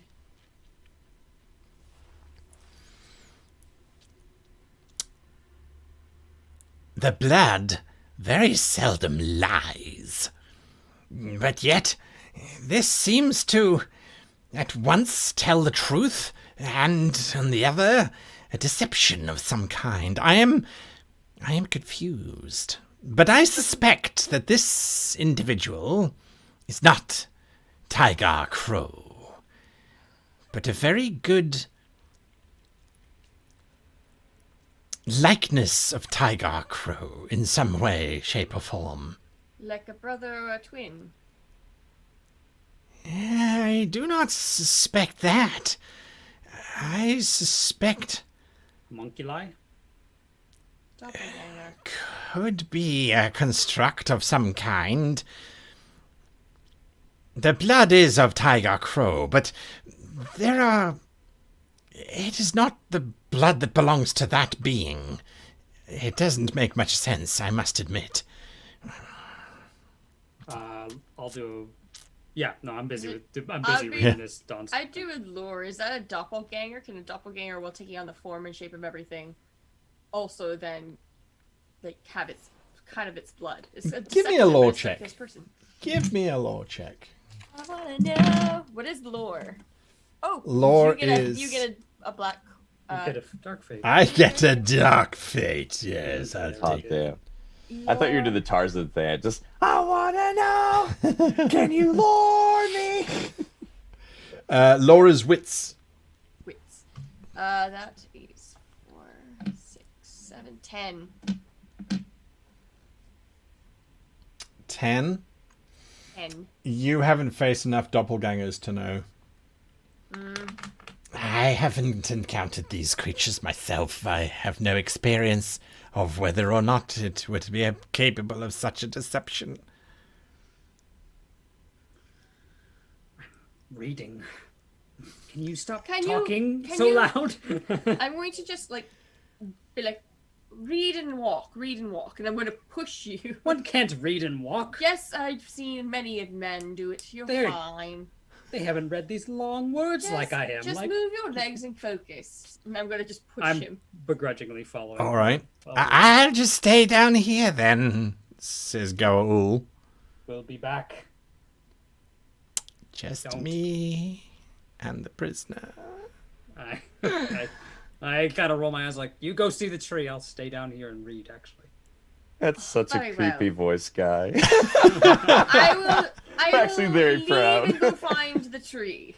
I'm too busy reading. This is too interesting. All right. You climb out into the courtyard. It is now very dark, and you can see the guards patrolling the walls. Captain Talus notices you, and he comes over. You have finished whatever it is that you are doing with the prisoner. Prisoner's Do you... not Tiger. That's for sure. Ah, It's an imitation. I thought we were going to wait until tomorrow. Yes, well, now we know our lord is either riding off into an ambush or the ambush is on its way here. So, there you go. Did your job for you. Good job. Thank you. Do you still want the bedding? I'm alright, thank you, but go check on my elven friend. Right. He twitches and then goes Using this to poor rejoin. NPC. And float over to this tree. Iris, you arrive at this. Well, you can get to the oak tree from the wall. There's a wall that overlooks it. Or you can go out of the castle and then go and stand in front of it at its base. Can't I just fly over the wall? Well, you I'm in can. the Yes, absolutely. You have that power and that capacity. So, yes. So I'm going to float over to the tree, place Okay. my hands upon it. I'm going to use my ability, Earth Speaker, so I can talk to plants and trees as if they were sentient beings while they might Yes. be cryptic. Okay. There you can see the tree now. As I'll move the viewer over. There's the giant tree built into the side of the castle. You flit over to it. So I'm going to say, hello, old friend. I wanted to ask you, why did the elves leave the Dawnstone in your charge? Why not continue to use it?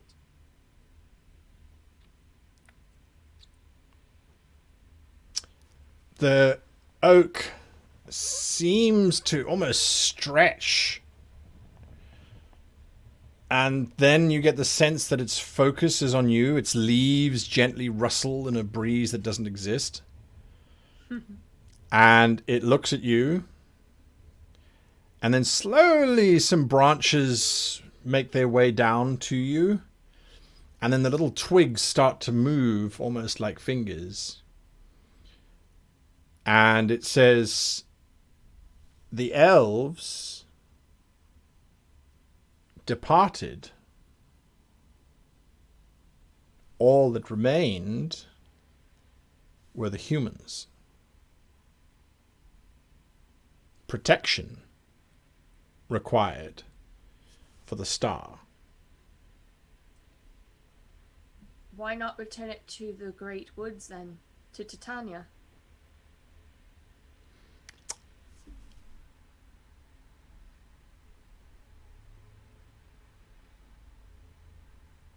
They left. They left. So I'm assuming they mostly all died. Alright. Would you be alright if we took your charge to safety?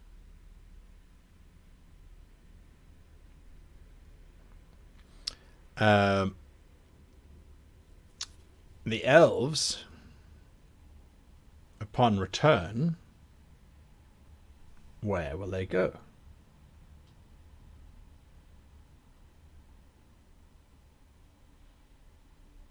To the court. The elves, upon return, where will they go?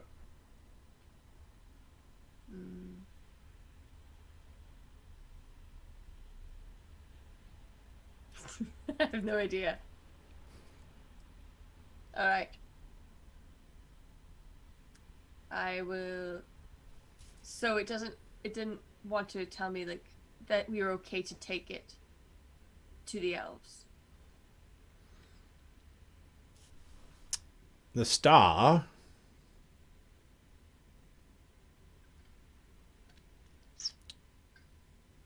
is not mine. Very well. Thank you, old friend. And I'll fly back over the wall. All right, you fly back over the wall. Several of the guards watch you as you flit over. Alright. Captain Talus comes down the ladder with several ladies following with piles of blankets and pillows.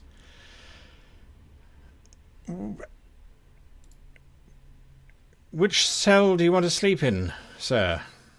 Just put it over there. And he's like face in book, and he just did this motion. You still have the Psalmstone with you, right? Yeah. Yeah, Please tell me you didn't leave it. Like I'm Alright. literally just like reading it, sitting in front of it, and just being like over there. Okay. And so the night will continue unless you have any particular plans. Bardock, you are the center of everyone's attention. The guards that are not on duty have had a wonderful, wonderful time. Oh, we'll play drinking games. We're like, yeah. I'll bet I can throw a gold piece in your frickin' mug. Hold it up, lads. Like we're just like we're playing drinking games. We're doing a pin the tail of the tapestry, but it's just me throwing an axe on the tapestry, going like, yeah, come on, lads. We're having a rambunctious time. At midnight, Captain Talus walks in and says, "Attention!" Some of the guards stand at their... some of them stand on the table because they're in party mode. And Like, woo! what are you doing? Oh, I'm like, attention to what? Look, something happened. It is the stroke of midnight. All guardsmen on duty tomorrow morning, starting at 6th bell, would be advised to return to their barracks round about now, don't you think? Ooh, sorry, lads. Party's over. There's a general kind of... And yes, off they head. The two of you down below, are you going to do anything? Or are you going to spend the night in the damp cells? Yeah, I'm gonna keep an eye on this guy, and I'm gonna keep summoning Bardock every time I can. So I just keep ringing the bell and be like, go get Bardock. And it's like I'll do that for hours. I'm going to tell you that I'm going to keep an eye out. I'm going to We'll keep stay- an eye on the We're gonna on have the to stay walls. here. and I'm sleep. going to stay on the walls. Okay. All right. So I'm going to float up above this little castle or tower, Yes. if this would be, and I'm going to keep an eye out for any movements of large mass of people. Okay.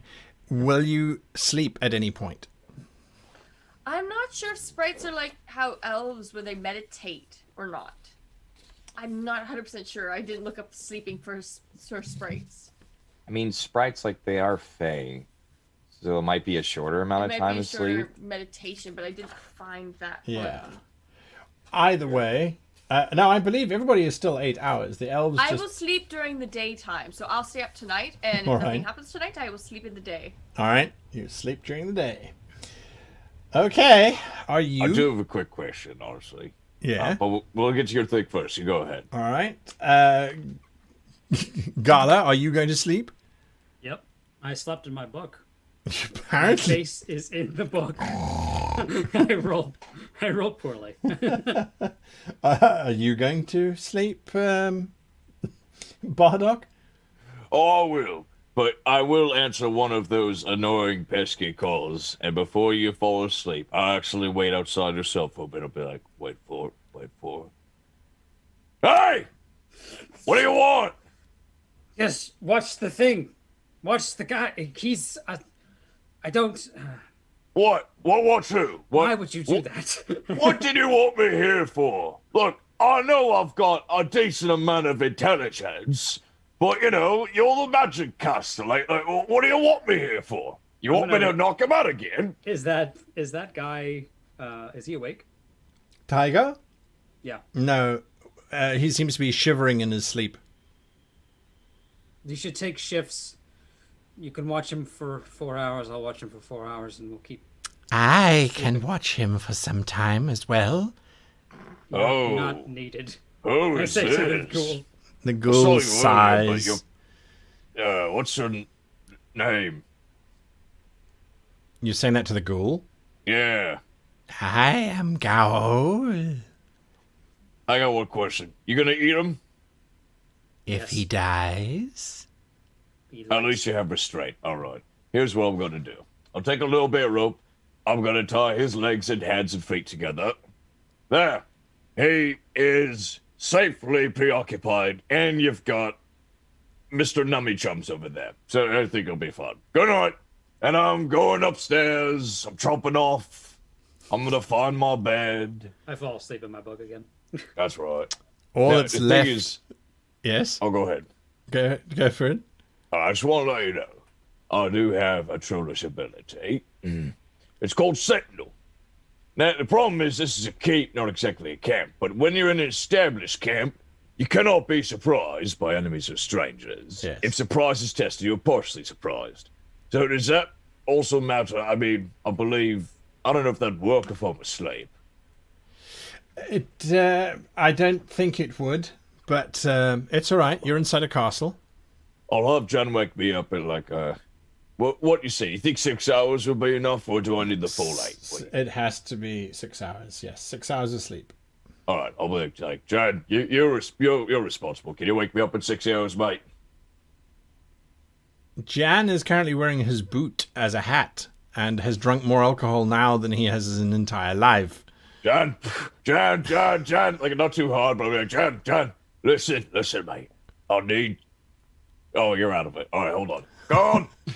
I'm There gonna are go find a silver guards. guard. Yes. Be like, hey, 6 hours, mate. Wake me up. I've got to keep my eye. My only good eye. My good eye posted. Hey, so wake me up, okay? He nods. Oh, I do have to warn you. You should just speak. If you touch me, I may become violent. So just shout at me from a distance. Right you are, sir. Yeah, I have PTSD. If someone like touched me in my sleep, I'll get very antsy, so to speak. Yeah. Right. Good night. And so it is. Are you going to stay awake, Iris? Till the guards switch duties and it's the morning. All right. Because it'll be a lot easier for the guards to see fast number of people moving. So I'm going to stay up through the night. Absolutely. All right. So that's what you're going to do. You stay up. The guards do their patrols. I need you to give me a notice check, Iris, if you please. And what is that? It's Notice is wits. Ooh, I get a light point, and I Nice. got double sixes, and it's a good day for me. There you go. So 12 plus 4 is 16 plus wits is 19. It is at about... You're not entirely sure, but it's just before the dawn.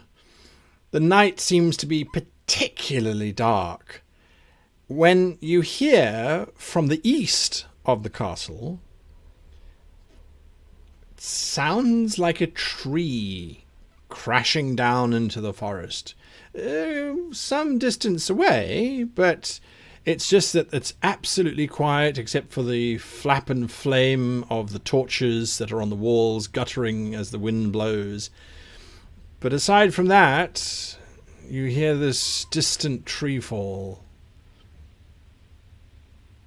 I'm going to fly down to the eastern wall Sure. and tell the men to stay sharp. There's something that is strong enough to fell a tree. You don't think it's just a tree that fell over? No. Where is Captain Tullis? I believe he's on rest, ma'am. Who's in charge when he's away? Oh, that would be Lance. And where's Lance? He's on the south wall. I'll go get him for you. Keep your eyes out. I'll be right back. And I'm gonna, cause I can fly, so I'll just fly over there. I'll take the fast way. All right. You find Lance, I'm corporal. gonna let him know that I've heard something like a tree fall. And there's not a lot that can knock over a tree with really sturdy roots in the middle of the night. You sure it wasn't just a tree falling over? I mean, there is a forest out there to the east. Yes, but what do you know knocks over a tree? Wind? Wind strong enough to destroy those roots. The roots are just as vast as the top of the tree. Badgers with really strong rope? Good God, man, start getting your men to the eastern wall. All right, miss. Very well then. All right, everyone get to the east wall. I like him. I'm going to send, if there's any servants around, I'm going to send a servant to go get the general. And I'm going to give Wait. Captain Tullis. Captain Talus. All right. Tullis, sorry.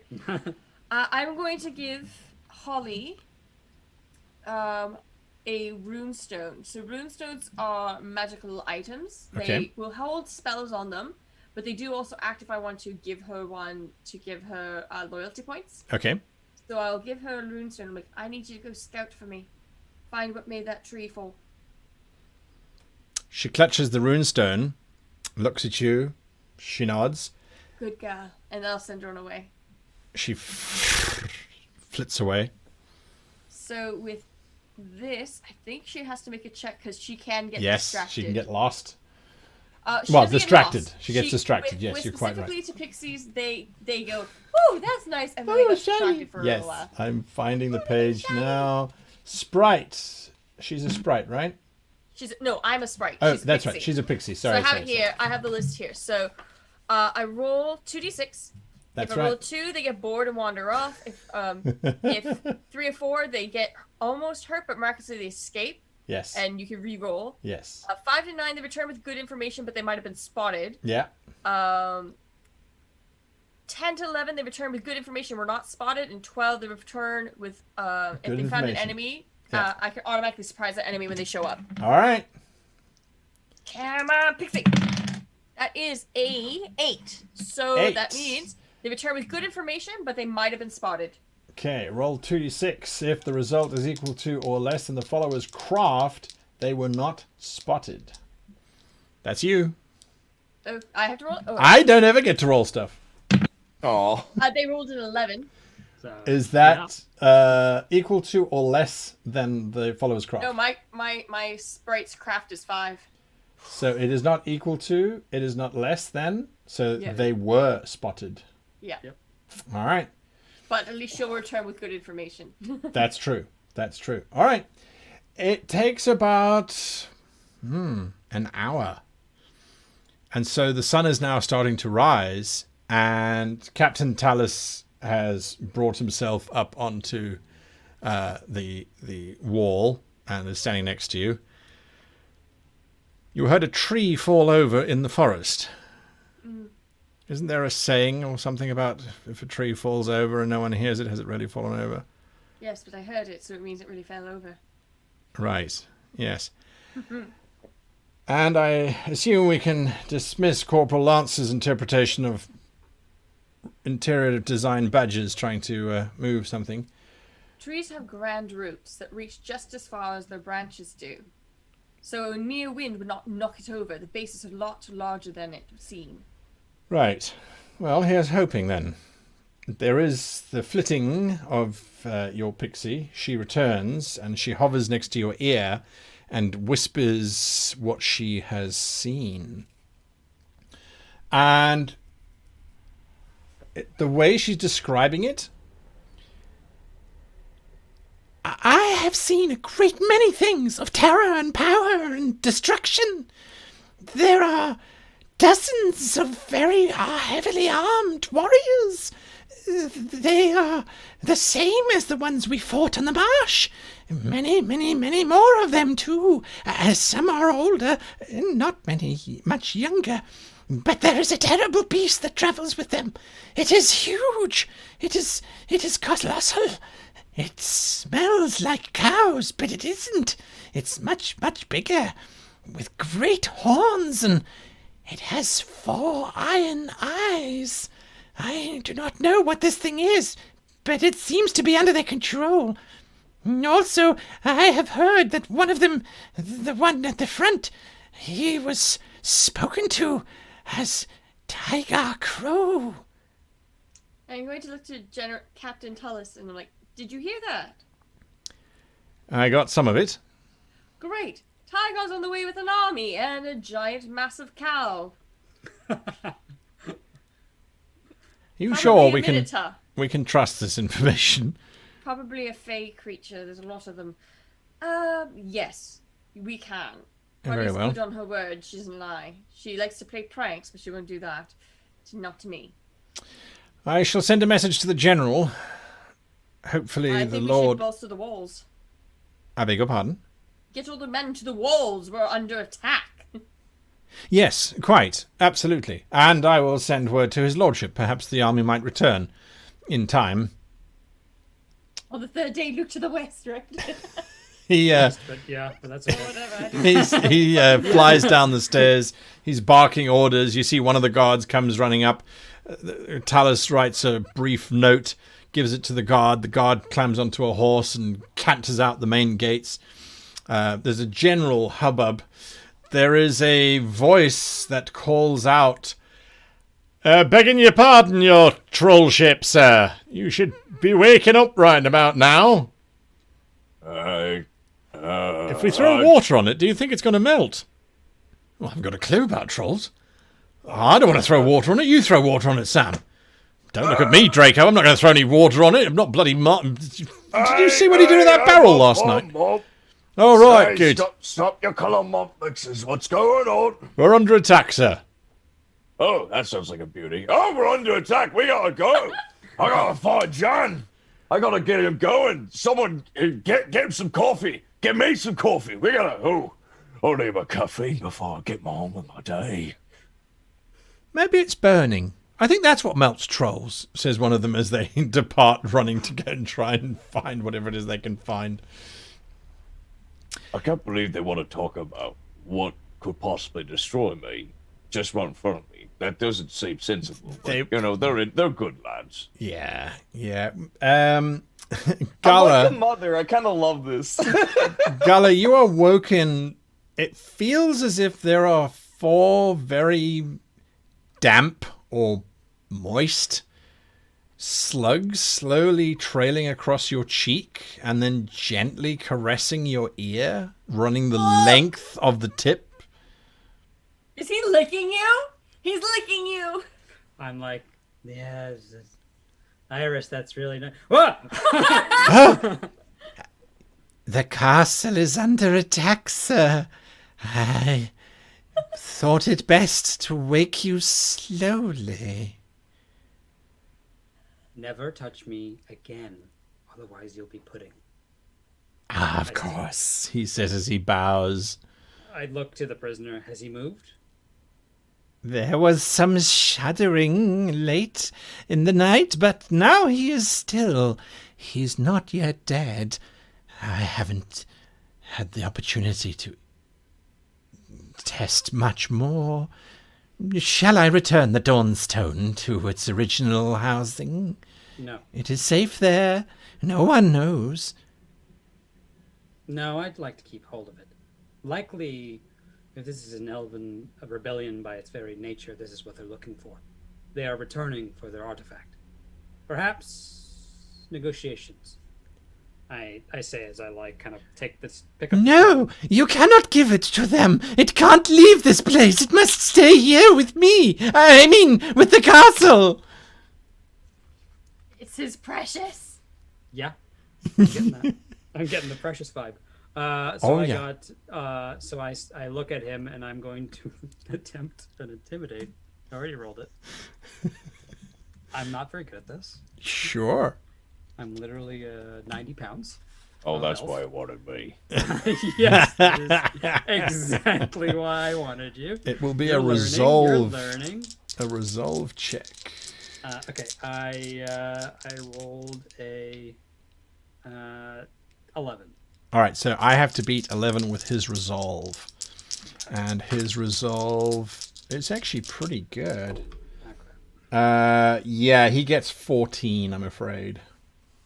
All right. The stone protects the castle. We can't leave. The stone must stay here.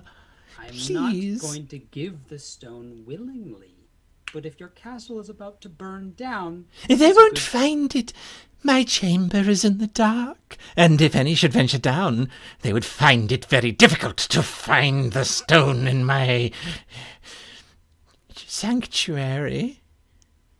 I really want to hit this guy with a big old psychic whammy, but I feel like it won't go very well for me because I'm a squishy little boy.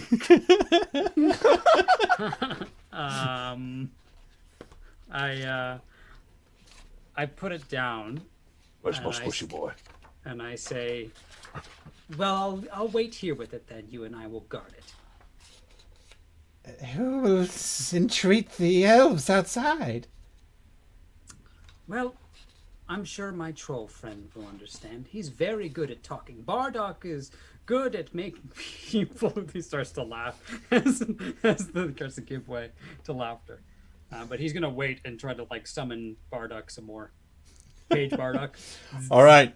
So, unfortunately, for Iris, everybody else had a long rest.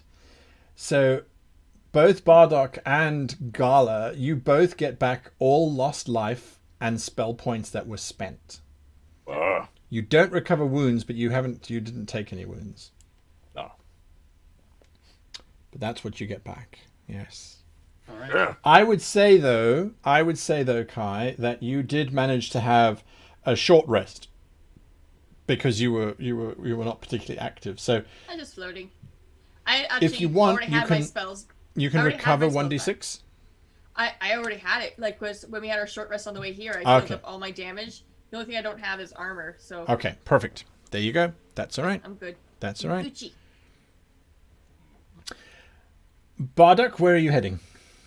I'm meeting up with the other lads, with all the guards. I want to see what's going on with my good eye. That's about it, really. Earlier I gave Jan and myself some coffee and try to ruffle them up a bit to get going. Right, you are. Get ourselves armed and ready. Right, you are. All right. So that's what you're amping up to do. I will move this map down here shortly for you to see the outcome of this action. Yeah. Just try to get everybody ready and vigorous, and by the sounds of an attack, if I can, I'm trying to instill confidence. Well, just having a giant troll standing on the wall next to you instills confidence that you're on their side. I really should have picked those. I should have picked up some of those skills, but I will next time. I have conditions on how I'm going to stand here, so I'm basically going to stand up with this individual. If he tries to take the stone from me, I will engage him. So that is my decision. But until then, we're on a standoff. Okay. That's a good stand up. And it is that sort of awkward. He's just standing there smiling at you, but it's a smile, and he's sort of rubbing his moist hands together as he's smiling, and he looks at you, and then he's looking at the stone, and then he's looking back at you, and then he's looking back at the stone. But yes, that is what's going through his head. This is the line of men that you have managed to assemble. So this is the edge of the castle that you guys are seeing here. And thundering through the forest that is to the east is this line of crows. They just come running up just short of arrow range from the wall of the castle. And lumbering next to them is this titanic beast. Sorry, let me just add it to the map here. Is this mega creature. And so you see this line of crows, and then this truly huge, it must stand 20 foot at the shoulder. And it has these two massive horns which reach out in front of it, covered in bits of branches, broken tree, debris, as it's obviously just been sweeping its way through the forest. Now, Iris, this is a fey creature known as a Mathar beast. And once, it is rumored, they used to roam by the hundreds. And they are known as the eater of forests, because that's all that they used to do. Is if a Mathar herd came through, what was once forest is very quickly turned into open plains. And so they were hunted by very large predators as well, but they have been very scarce of recent. This one you can see very specifically has been trained, though, because it has a large leather helmet with great big metal baskets over its 4 eyes to protect it from attack, but also to blinker it so that it doesn't get distracted about stuff going on either side. It has massive shaggy hair, which provides it with a huge amount of protection, because arrows just embed into their hair. They don't even make it to the beast itself. So that's what you're seeing. And then you're seeing just hundreds of crows, young men and women, all arrayed with bows, with spears, with short swords. And on your side of the castle, you count quickly that there are not hundreds. Even as the guards come rushing in from behind, you know that there are no more than 8. Let's just see, 1, 2, 3, 4, 5, 6, 7, 8 guards, yes, with you and Captain Talus against this entire horde. What are you doing? Question. So I'm seeing all this too right now. Yeah. Okay, I turn back to the red and be like, this is a very dangerous situation. I'm gonna have some negotiations, but while I'm doing this, lads, hear me out, I've got a plan. I know it hurts my soul to do this, but we have to do this. If you guys can grab every single keg, every single bit of ale that you have available, any hard liquors, we should dump it on the ground, and when they get close enough, if they decide to attack, we light it up, and we create a small barricade of flames to at least momentarily distract them. That is my plan, and that's what I suggest you do. You do what's best, but that's my plan, and I'll go up, and I try to shout from a distance, try to get to the highest peak, or whatever turret, and try to speak as loud as I can. Captain Talus looks at the rest of the men. Far be it for me to countermand the orders of our trolls, but if we set a light to one of our walls with alcohol, I don't think that will necessarily. But gather the barrels nonetheless. We might be able to use them in a slightly more interesting way. Right. I mean the ground, but you know what I'm saying, something like that. Iris? Yes. What are you doing? I looked at the captain as, this is all the men we have left. It is a garrison that was left behind. The Lord took the majority of the forces with him. 8 men is more than sufficient to keep this place safe for quite some time. I admit there are hundreds of crows there, but provided we can keep them from the walls, we should be able to hold out. Unless that beast is involved in something. Are there any children or women in this place? Well, yes, there are obviously all of the chambermaids and the cleaning staff. Have all the chambermaids gathered and have them in a hidden location? I'm assuming you have something that's a bit of a safe haven here. Well, the best would be to send them down into the crypt with Gaul and your wizard. Oh, right. He's not particularly fond of eating the living, to be perfectly honest with you. He does his ghoulish duties. Have them gathered and sent to a safe place, then. Very well. Where on earth is Galazar? And I'm going to fly up. I'm like, I'm going to try to not let Bardock fighting. I'm going to try to let Bardock not get us all killed. And I'm going to fly up. All right. Bardock, you get to the top of the tower. I shout out, "Why have you come?" One individual steps forward, just shy of what he thinks is arrow range.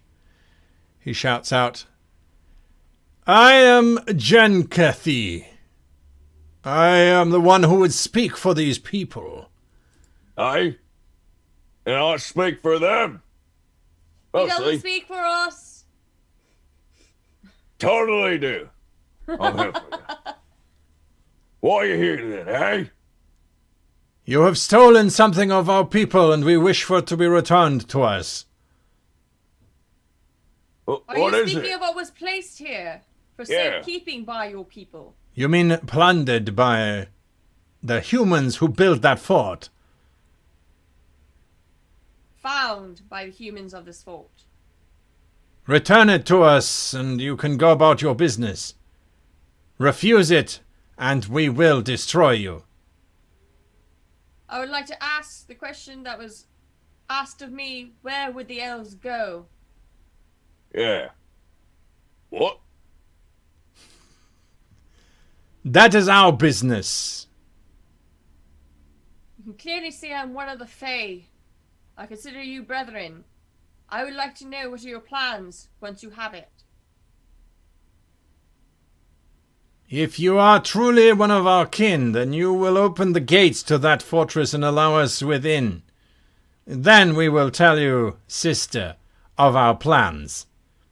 But whilst you stand on that wall next to those humans, you are no sister of ours. It would be foolish to open the gates to strangers who do not tell us their intentions. We are here merely to collect that which is ours. Do you have proof? Because I'll be honest, it sounds pretty fair. If it was theirs, am I in the wrong here? I'm going to turn my head to Holly, and I'm going to whisper to her, collect Milo and get to Galazra and let them know that they're on the way here for him and that relic. What, And if did you you should- guys steal this? I'm flying like above. You can't hear me. I'm Oh, literally never mind whispering then. to my I thought- little pixie. I thought Like, you were next to me. If it comes down to it, ask Milo to take Galazra. I hate your name. Galazra and I call him flee. Gala. Carry him and Gala's flee. fine. She nods and flitters off. Meanwhile, down in the dungeon. Oh, Okay. great. I'm gonna go. If he's still looking at me creepily? Oh, yeah. Okay, cool. I'm gonna go over to the unconscious being, and I'm gonna do a healing check to see if I can rouse this individual. All right. I don't need to...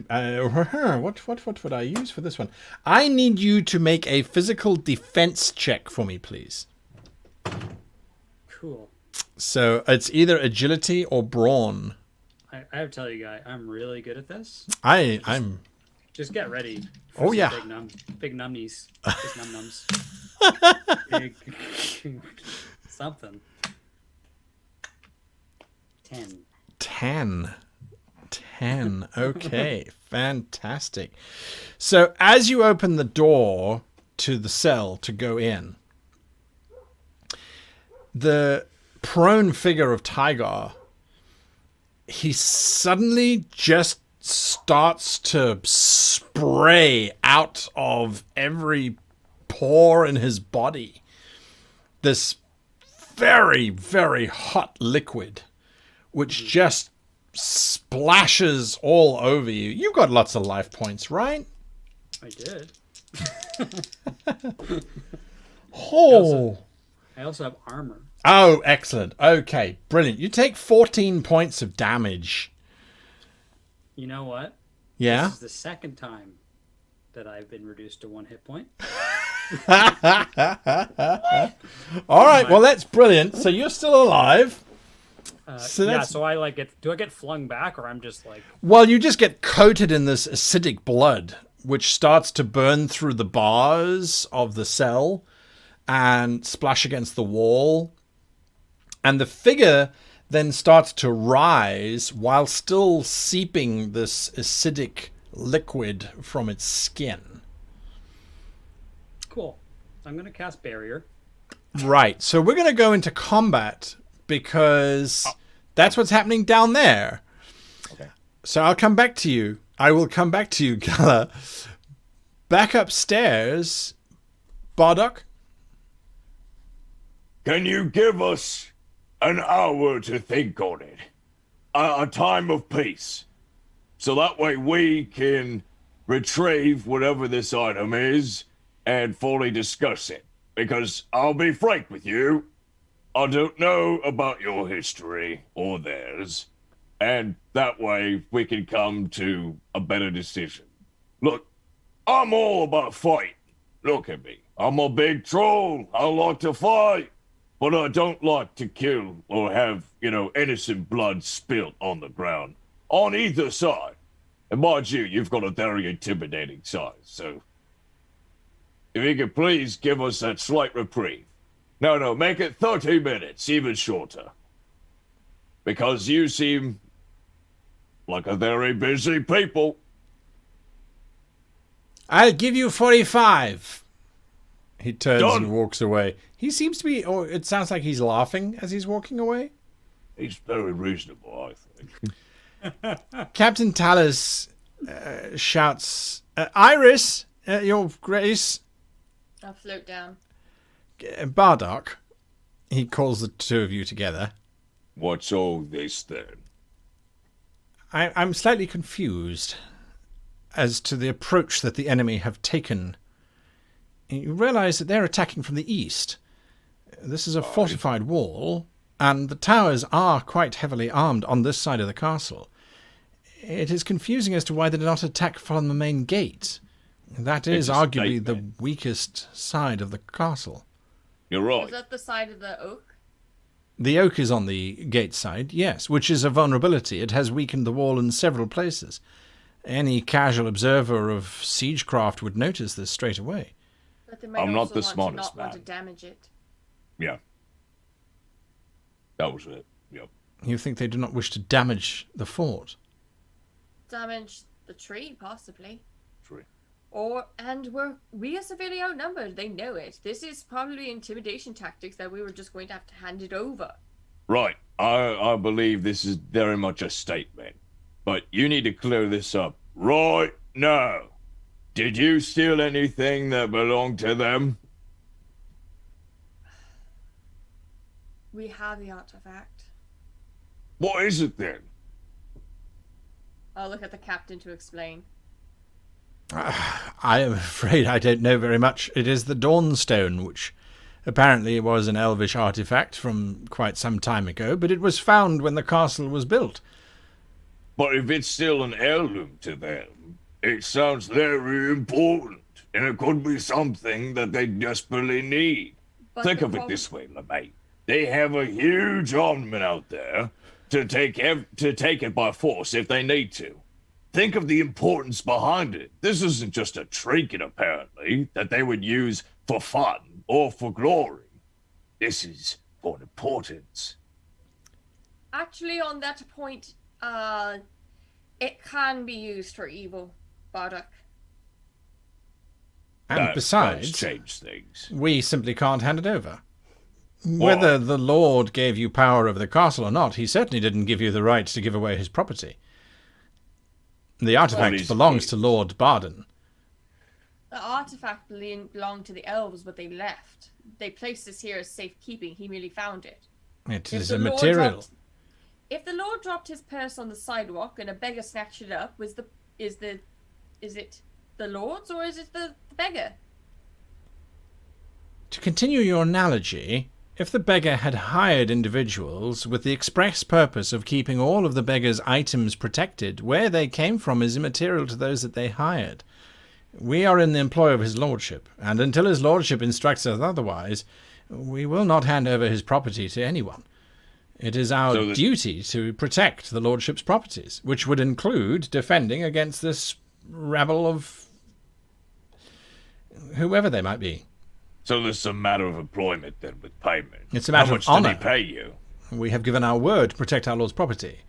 Yes, but this one specific item, it doesn't belong to him. As far as we are aware. The Lord may have claim to it that we are unaware of. It belonged to the oak. It was its charge. It was its ward. They built around it. Didn't mean it's property. As far as I am concerned, with the greatest respect to the two of you, you have told me two things so far.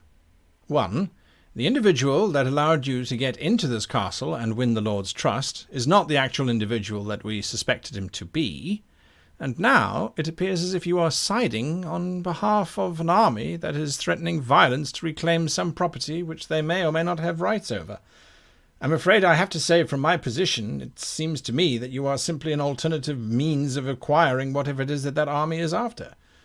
No, we are trying to stop an all-out war when your lord is away.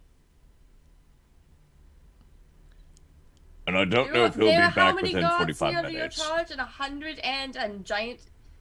Was it called a Mathar?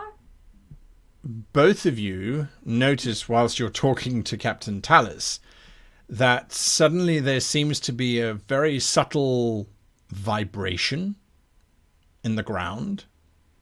Uh-oh. And it's quite rhythmic, like drum beats.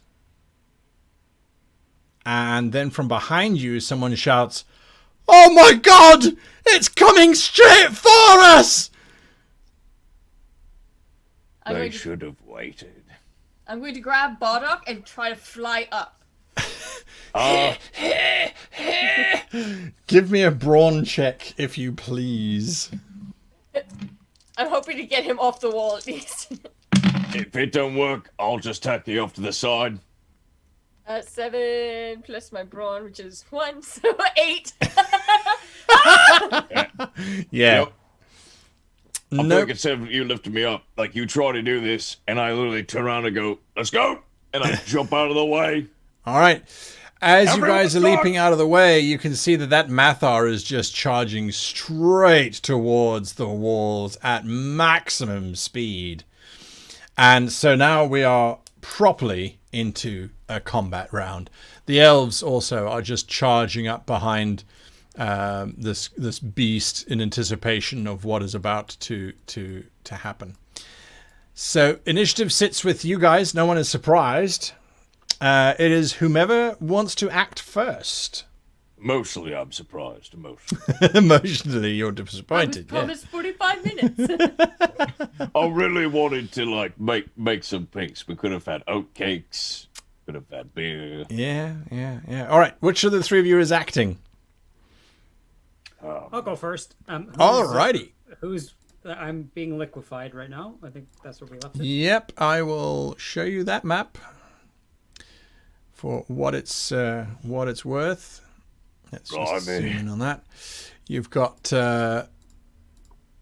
Gala standing next to Tygar, and then you have Gaul standing in the corridor, looking shocked. Tygar is standing there. Bits of acidic blood is dripping. All of his clothing is just burned away, and you can start to see this blackened skin. Okay. I'm going to. I have free action. Uh-huh. So what I'm going to do is I'm going to go ahead and teleport away. With the stone? No, well, it's not near me. Yeah, it's on the table. So I'm going to teleport to the stone for my free action. Okay. But I have to roll high enough to do so. Okay. Let's. Unless you die. In a It's a wall. free action, so It's it's, a- one spell point. Okay. TN is 11. I crush it, even if I rolled like crap. All right. So 14. 14 is fine. I'm going to grab it, and then as soon as I turn around, I'm going to throw up a barrier, pinning both the ghoul and Tygon on the other end of it, and then I'm going to pick up the stone, and I'm going to run. Run into Holly, probably. All right. So you throw up a barrier. I'm going to put it there. Yeah. So it blocks that whole area, from ceiling to floor, and then I'm going to run. From ceiling to floor. Uh-huh. Okay. And then you're going to run to the ladder and start climbing. With the stone. Yeah, I've realized I'm not very strong. Oh, But I gotta see if I cast this barrier. the barrier. Yeah. Yeah, I do. I'm fine. I even got extraordinary success. Fantastic. You cast the barrier. Meanwhile, upstairs, things are tense. Iris and Bardock. Right. I'll yell at one of the other guards, be like, if you can, fetch me a bunch of spears. I'm gonna be running out of them if I don't have them. All right. Several guards break away to go and try and find you some spears. Captain Talius is shouting, off the wall! Where are you standing, Bardock? On the wall? Let's see. Oh, he's saying off the wall. Well, Well, that's I'm what getting off Talus the is wall. shouting. There's a giant 40-ton beast about to slam into the wall. He doesn't think it's a good idea to be on it. I feel like I can hold. No, I'll step off. Hang on. So, let's see. You see, I can't manipulate with the map. So you see that bottom square there? Is that on the wall, or is that like away from where the creature is? The tower in the bottom with the cracked floor? Yes. Yeah, that one. All right. You're going to try and climb up that one. Is that correct? Let me think. Well, let me think. Yeah, because sorry about this, because they're not going to be able to get the spears to me. What's that wooden structure over there? Stables. Stables. Okay. Yeah. I guess I'll stand back with the spear at the ready. All right. You'll stand back with the spear at the ready. Iris? I'm going to float up. Yes. Wee. And then I'm going to.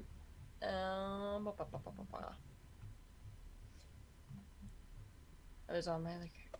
I'm going to cast Curse of the Flame on it. Okie dokie. You throw your spell at it.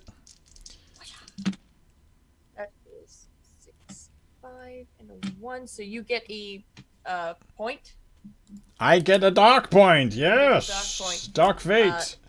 But that is 12 plus 7, so 19. 19 beats its threat. What is happening to it? It bursts. So there's some type of thing that's on it, like some cloth or whatever, bursts into flames. Face Maybe the helmet. leather armor His helmet thing? bursts into flames. Yeah. Its helmet bursts into flames. It takes 3 damage and it'll continue to do so until it can get it off. So something has to remove the blinders and Wow. pull it off. That's a good But call. all I can see is flames coming from its little eyes. This poor creature's. Oh, yeah. See all this fire. I'm hoping it'll stumble around and take out some of those crows. Well, it's currently charging. Yes. Okay, so that's your actions. You guys are done. The captain is running from the walls, as are the guards. They just kind of fleeing in all different directions. as this thing charges forward. It does continue on its turn. It slams into this wall, and the whole structure just rips open as it bursts its way through, absolutely destroying the wall. On fire, this thing sort of collides with it. The crows running up behind as fast as they can.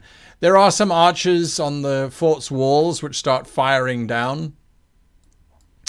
But generally speaking, it's just chaos and pandemonium as this thing just slams in. Bits of the towers sort of rock. The horns breach through first. That mask, which is on fire, I'm going to say on a 1, has been sort of, because it's hitting stonework and stuff, doused slightly. But it does not. It remains on fire. The beast is now absolutely panicking, on fire. There is chaos and mayhem. The voices of the guards are drowned out by this beast's actions and the sounds coming from behind it.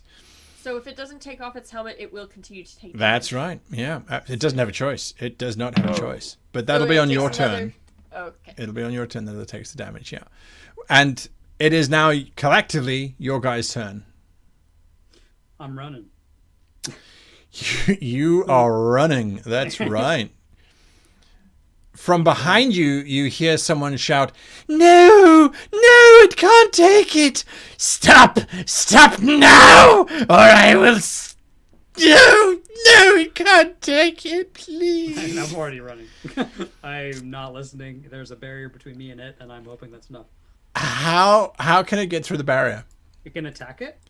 I think it auto hits, and it just has to deal more damage than the health of my barrier. All right. Well, he's going to try and do that very quickly. Just a melee attack? Yeah, whatever he's got. Oh. Whatever he's got. All right. Well, in that case, then you've driven him to it. He will invoke a spell. And he hurls the spell at the wall. Holy smoke!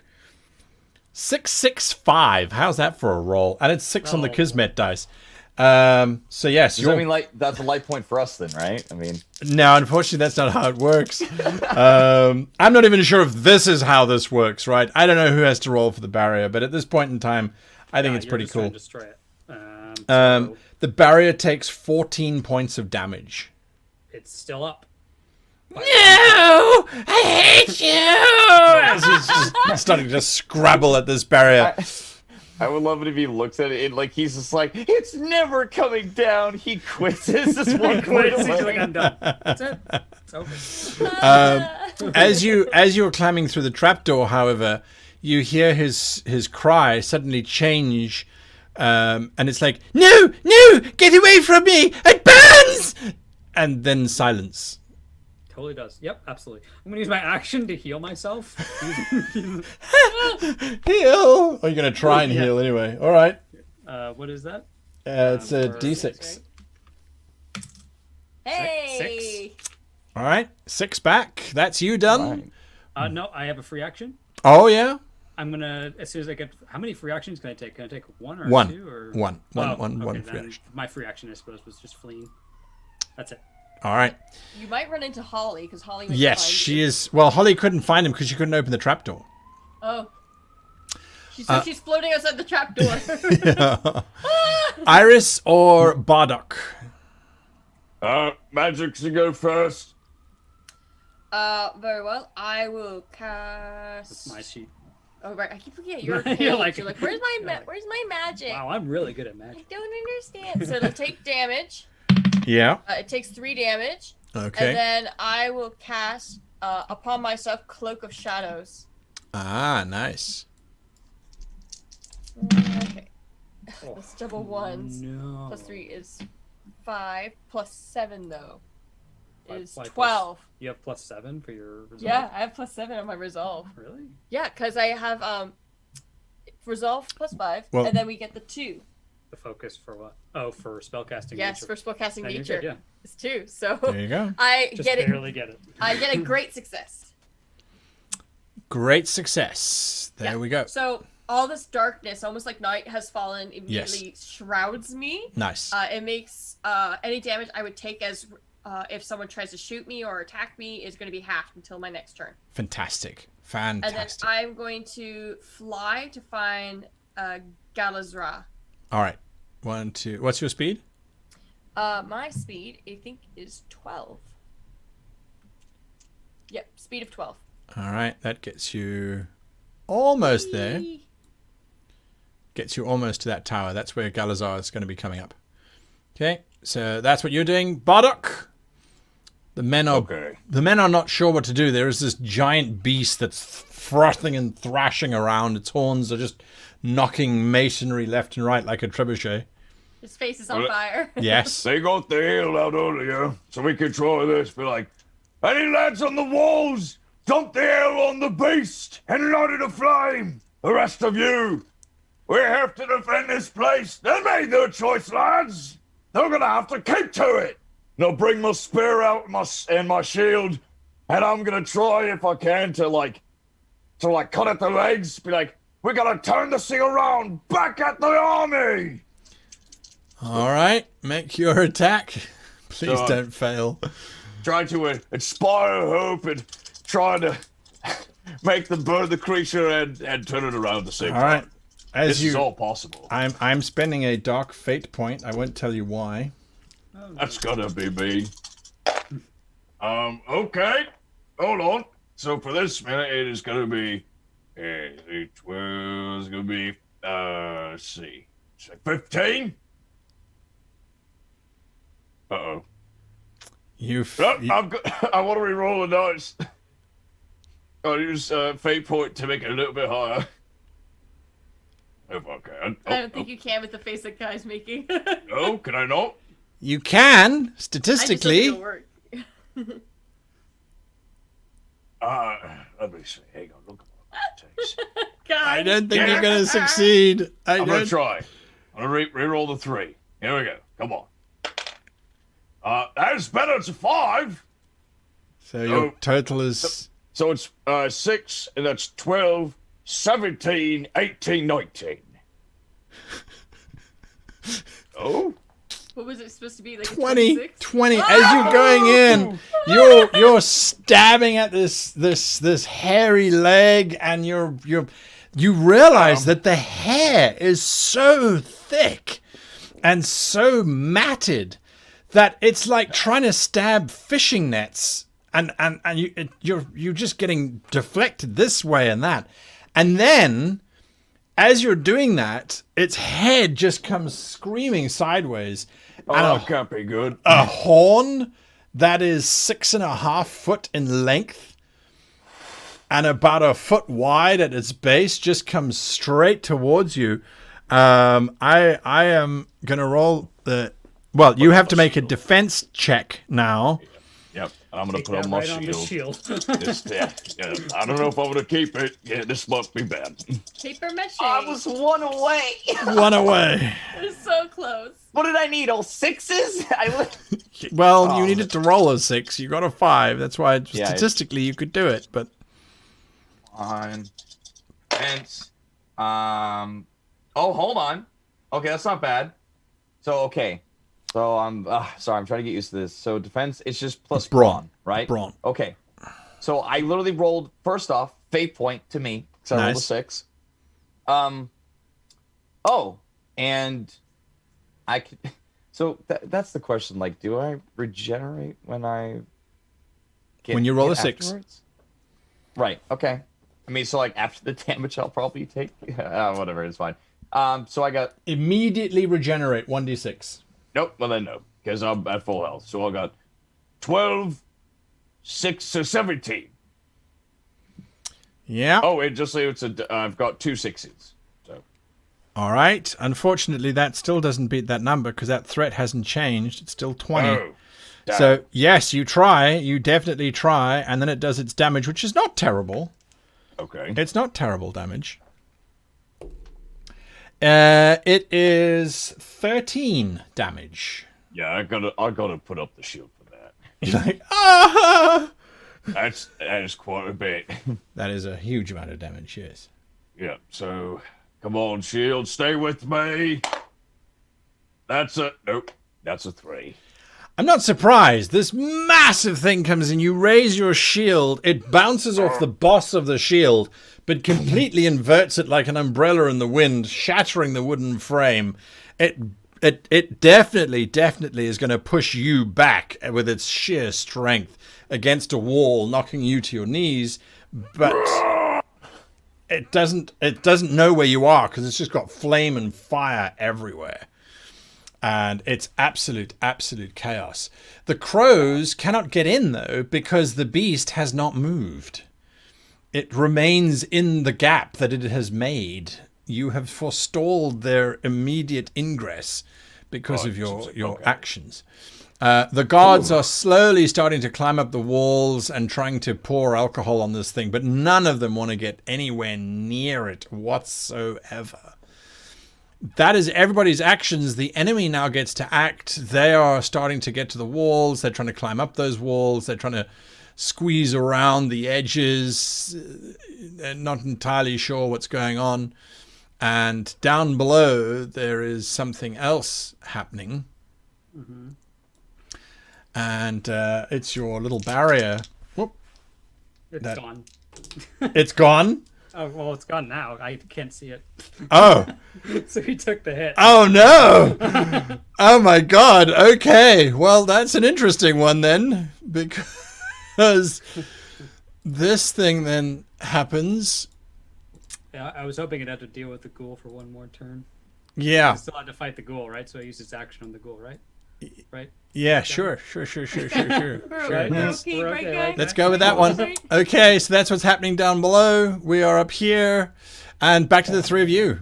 Cool. I'm gonna walk. Can I see the up there?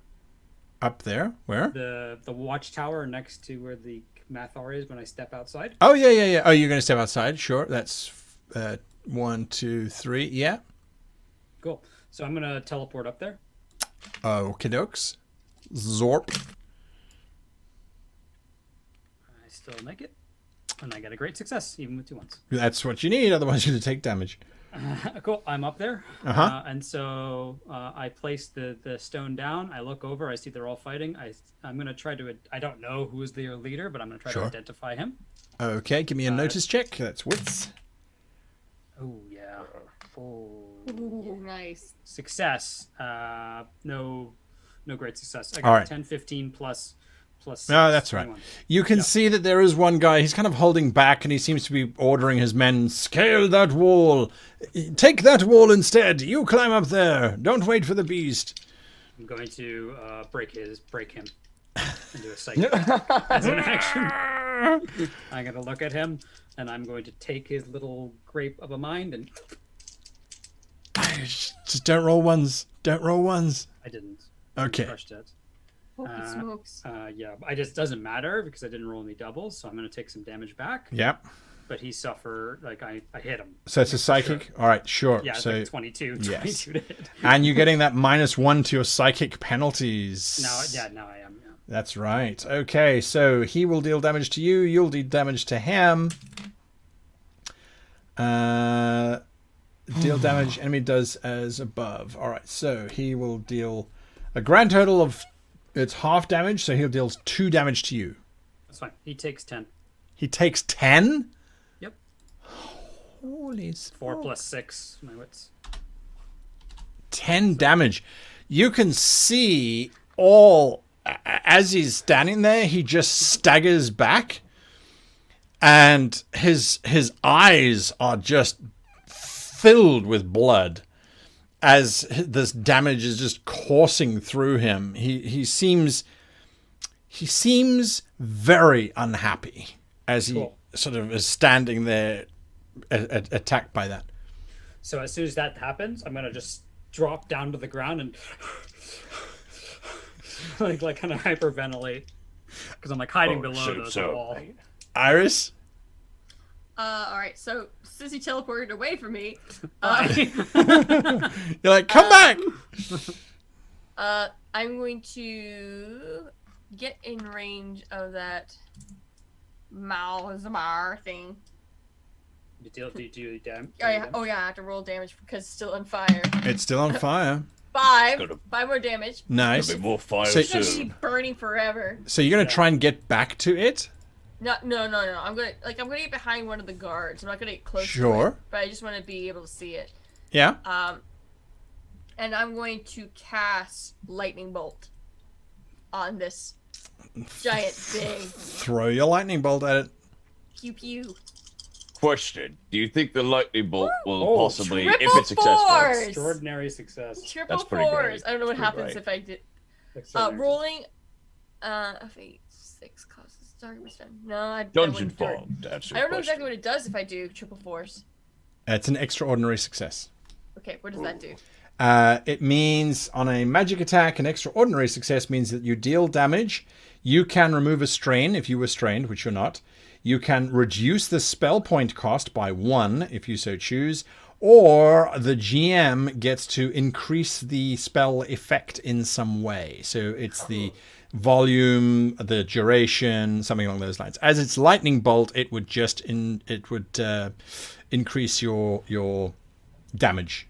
Okay, so it's 1d6 plus craft. He also gets a defense against it. Yeah, it could try to do the Athletics, defense test. agility. Yeah. No. So that would be if you were casting it against another player. The creature, it's just its threat. Just the difficulty. Yeah. And there you go. All right, so 2d6 plus craft. Nice. If 2d6? that was a d6. it's a 1d6 plus craft. Sorry. Lightning bolt. Unless I Yeah. get to do extra damage because there's. Yeah, it'll be 2d6 plus craft. Done. Oh, nice. That is 9 plus 5 is 14 damage of lightning bolt damage. 14 lightning bolt damage slams into this beast. It lets out this almighty boo Poor ass. as it drops to one.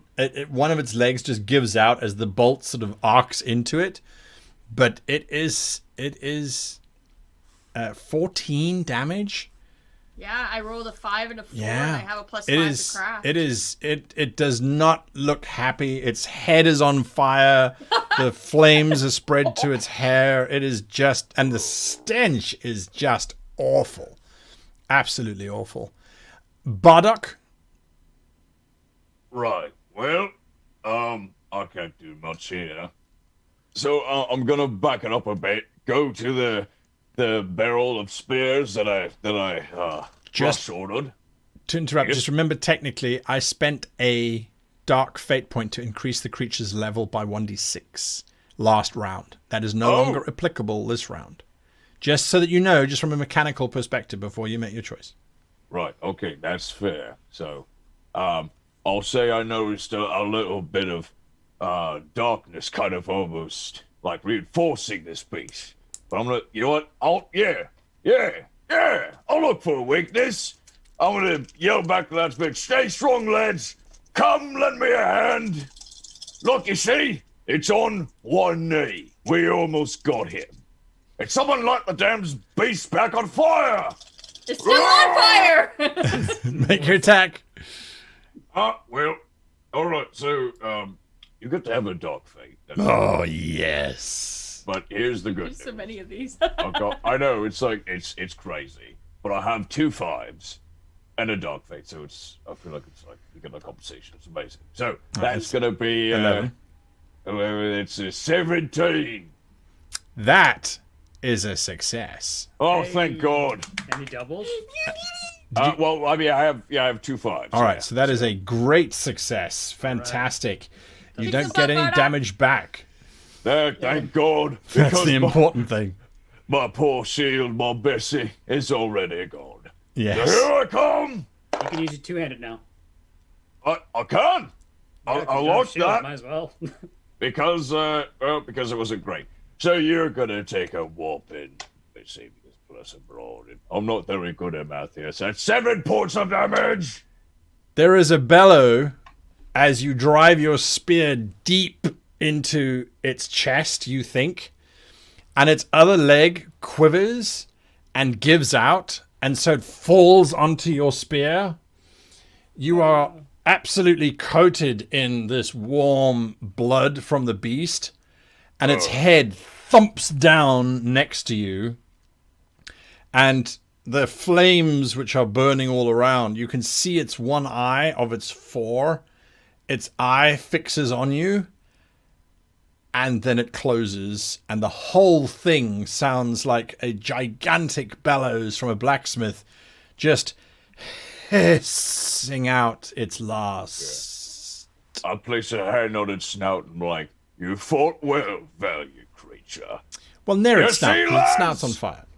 Oh, well, I'll do it anyway. It burns a little bit. It does hurt a bit. But I do turn around like, you see, we can do anything if we work together. Charge! There's a cry from all of the guards as they pick up your rally. There's no doubt about that. It is now, you have all acted. It is now the enemy's turn to act.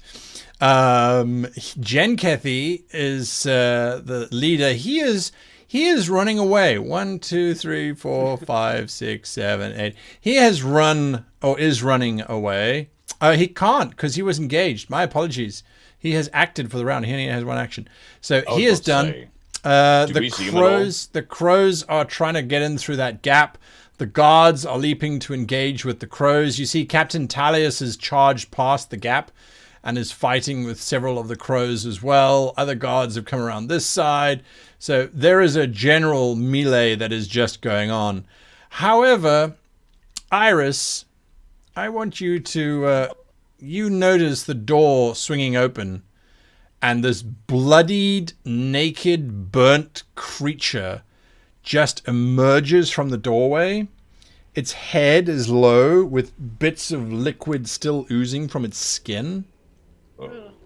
And as it looks up, this flaming red glow from these eyes, and it looks past you and it just fixates on the southwest tower, which southeast tower, I should say, which is where you know that Gullah had run. All right. That's what's happening down there. They have all rushed forward, so you're on your own there. They've rushed forward, and that is it for this round. We're in a new round. You guys are acting first. What you doing? Honestly, I got a plan. Okay, you go first then. All right, lads, make a path. I'm coming through. If I can, I want to attempt to run by the lads, because I despise cowards. I want to chase him. As I grab the 2 spears that they left for me, put them on my back, and I hold my third as I go a-hunting. Now, I don't think I could attack. This would be really an action, I would believe, to try and get through and get up. I think so. Climbing over the corpse, picking up the spears, running across. I'm going to say... You want me to roll for anything? What? You want me to No, roll you don't have to roll to get through the beast. No. Not if you're moving... Well, you're sort of climbing over it and all that kind of stuff. Absolutely. Iris or Galazra? Do I see the my new friend? I'm about to yell at you, though. You would need to give me a notice check. You go first. I'm going to be yelling at him. First. So I'm like, I might as well, because I'm just going to yell, Gullah, move! And I'm going to cast lightning bolt at this. You spin around, you throw lightning bolt at him. All right. Light him up on fire. Light him up! Lightning. Definitely mask of it is, but give us the triple sixes. He throws counterspell. Okay. How does that work? Is it roll off? Yeah, can he see it? He can. He I can didn't see know how it her. works. He can. I'm going to go to Like counterspell. I counterspell? wrote down the page. I didn't write down the page. Oh, you have to make a craft check. Yes. Is that the same thing I just rolled? No. So Okay. it is a new one. It is a Okay, so craft keep track of check. that number. Yes, keep track of the old number. Track of the old number. Okay. Well, this was gonna be my fate then. That's gonna be the I would use a fate dice for a fate point. Yeah. I would. I really would. Yeah, I would use a fate point too. All right, so that is 6 plus 5 plus Counterspell. 4, so 10, 15 plus 7. Craft. 20. It's your craft. It's only 5. Okay, so that's 10, 20 craft. Spruce counterspell. The difficulty. This is a basic spell, right? That you're casting. Yeah. All right. Yes. That's fine. So you're trying to bring this whole lightning bolt to bear. He throws out this counterspell, this great big web of purple tendrils, tries to rip your spell's energies apart, but you continue to focus and barrel through. What did you get for your lightning attack? I rolled 6, 6, and 4. Lovely. So So it's a good success. A great success. It's a Great success. Great magical success. Absolutely. This bolt arcs out directly towards him. It hits him. It deals damage. Yay! Max damage! Yay! It is 6 plus my craft, which is 5, so 11 damage. Pew pew! 11 damage. I like it. Sorry, I'm just going to keep track of his spell points because he has spell points. All right. 11 damage. 11 damage. Yeah, I rolled 6 and I have a plus 5. All right. So as the lightning strikes that flesh of his, you can see that the liquid seems to pool at the point where the lightning slams into it, and it burns away until eventually there is no liquid left at all. Nice. So, what was that? 11 damage, right? Yes. Okay, so he actually Because takes... I think it's plus my craft. Because Yeah, it's plus that's my cool. resolve, All right. that's another 2. Yeah, absolutely. And it just burns off that all of that dripping acid is just gone. Wait. Rolling a fate 6, which I did, causes the target to be stunned until the start of my next turn. That's right. And we looked up stun, which is -4 to all of their skills, right? Wow. Nice. I think I know what a weakness is. It's skeletons. Apparently everything else is fine, but if we see skeletons, we're run. Okay, Just go. Galazra, you are last to act this round before the enemy is You heard me engaged. scream at you. Yeah, I kind of look over and see the creature, and Yes. I kind of yikes, big yikes. But I'm going to focus my mind. Well, how much health do I have left? Hang on. Will I kill myself if I do I this? will kill myself. So I'm going to Give spend it back. my spell, Yes. my action to heal. All right, 1d6. The recover thing, right? Yeah. Yeah. Yeah, Nice. 9. I Probably think 9. there's a limit on how many times you can do that in a round, but it doesn't matter at this point in time. All right, so you're getting your spell points back. And Your can I ready a free action? I don't think you can ready your free action, but I think you Okay, get. then never mind. That'd be my turn. All right, There we go. pass it on. Combat ensues all around. Bardock, Jakenthi sees you coming, but he was not engaged this round. So he falls back and he's shouting, "Take out the troll!" And that causes 2 crows to just close in, only 2, to close in around you on either side. So can you please give me, because there's 2 of them, can you please give me a defensive check, melee defensive check, using agility or brawn against both of these guys? I'll use my brawn, and since I've got 2 hands on my spear, it gives me it's a +1 to the defense because my shield is dead. Nice. That's pretty good. We got 6, no fate for you. 6, 10, 12, 16, 17. 17. The first one misses. He does not get hold of you at all. I'm going to spend one of my little dark fate points here. I've only got 1 left. What a pity. I need you guys to roll better. Or worse, depending. And so his level goes up by... So your second defense against him, if you please. Against the other guy, who is now tougher. Right. This one's a bit crafty. He ducks. He not rolls. nearly as good. Yeah, that's a... Well, I mean, it's a... I've got double 2s, but this isn't that great. So it's 2, 4, 7, and 8. Not. Yeah, he stabs you. He stabs you.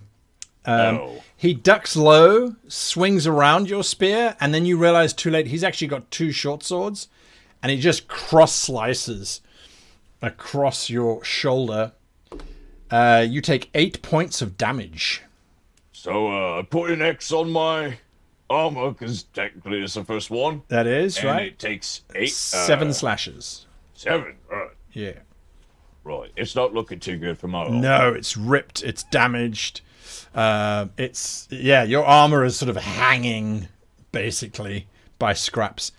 That is their actions. On this side, the figure that you hit with a lightning bolt is really not happy about your existence. And Does he use the action, I guess? I guess he used an action to... He did use an action, but he has 2 actions. So okay. Sorry. Extra powerful enemies usually have 2 actions. So that way, if they're engaged, they can engage back. And so what he is going to do is... Yeah. All right. He's going to try and do this because he doesn't have a choice. He is near death. He has -4. He does. He has -4. Can he even do it then? I don't know. I don't know. I hope not too. Oh, L. Sorry. Give me a moment here. I'm just going to open it up. Life tap. Okay. Can you please give me a fortitude or resolve check? Resolve it is. I'm about to spend a life point for this. Oh, I'm very glad I did. Okay, so that's 5, 10, 19. Oh. By 1, you are successful. He reaches his hand out towards you and tries to drain the very energy out of you that keeps you alive. But you manage to just hold down and focus. I just glare at him the entire time. Yeah, like, as he's trying to siphon this life out of you. And that is the end of that round. Back to you guys. Who's acting first? I'd like to go first. Go ahead. All right. Go ahead. Gala. I kind of look over and see that she's kind of got that guy. Oh, sure. And I kind of look over and see, well, the troll seems to be gotten that, so I'm going to help her. Unless you want to kill. No, all right. No, go ahead. Yeah, because I ran out of spells officially. I'm going to re-engage him in a psychic battle. Do it. So I'm gonna basically do the equivalent of the little hobbit jumping on his back and going on his head. So from the tower, you're going to reach out with your mind. I think I'm close enough. Yeah, well, you're 1, 2, 3, 4, 5, 6, 7 meters away. Okay. Yeah, I think psychic attack is 10 meters. yeah, it's 10, 15. Yeah. All right. Gonna spend my last fate because I want to kill him. Might as well.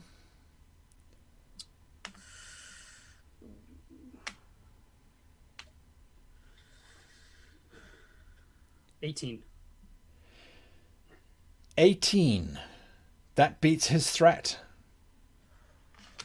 But you didn't get did you get a standard success? I've taken a hit back. You take a hit back.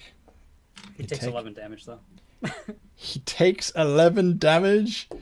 Yeah. Oh my god, maximum damage. All right, so you take 6. Yeah, I'm okay. He takes 11. Good thing I healed though, for real, because I would have died. Oh yeah. Oh yeah. So Iris, you are glaring at him. You're vaguely aware of Gala standing up top. Gala, you just pour all of your psychic energy into him.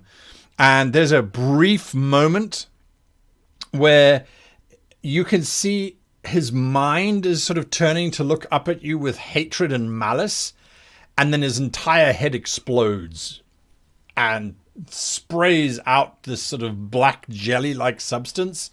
And then the corpse drops to its knees and then slumps forward, absolutely unmoving. I collapse.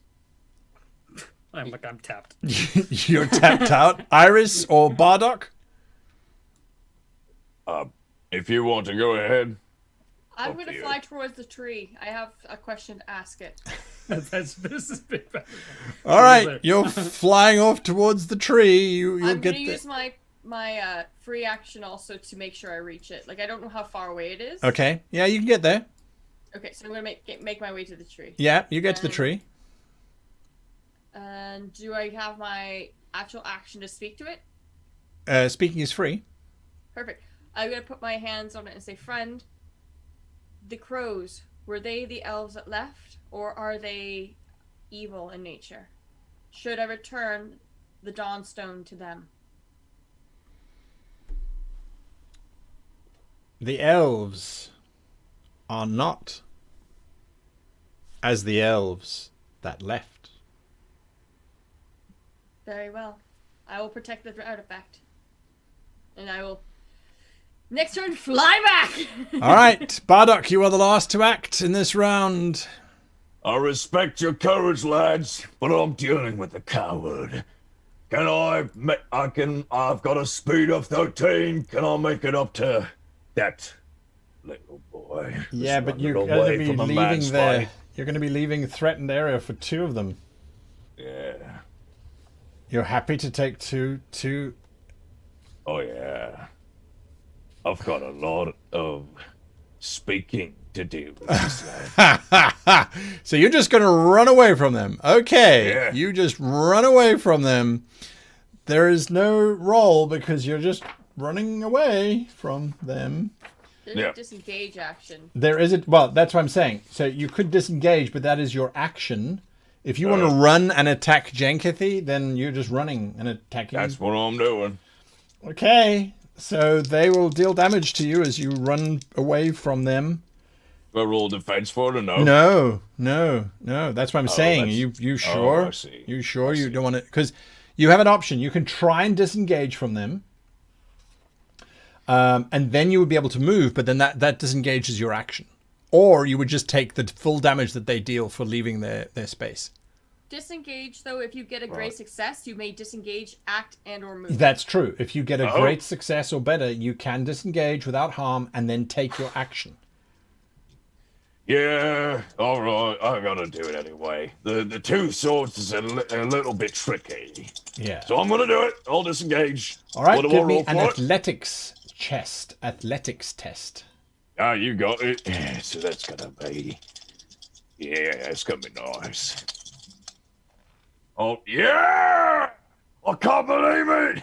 I rolled 2... camera, come here. Come to me, camera. Look! It's all right. I rolled 2 5s! And a 3. Lovely. All right. So that's higher than their threat. So you succeed. You have successfully disengaged with a good success. So you will be able to rush up to Jenkethy as they both sort of flailing and you just bash them aside and charge on through. So I'll let you know that's like 19. 19 total. That's perfect. Yeah. Okay, so that means I get to attack him now, eh? Yes. He's getting it with the spear.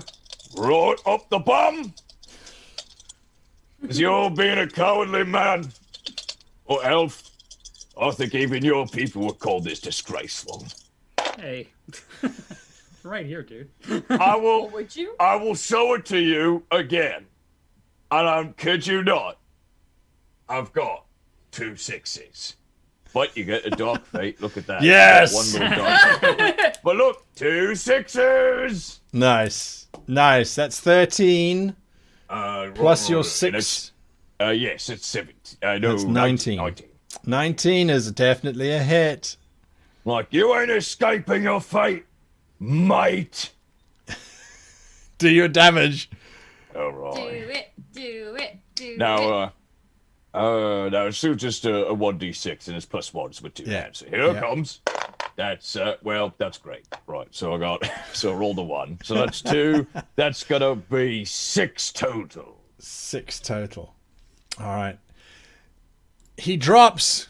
He doesn't have that much life. You just Psychic attack, I knew it. absolutely. You spear straight through his spine. It cracks. He drops to his knees. Yeah. And with that, the rest of the crows immediately shriek and shout and just start scattering, because now it's their turn anyway.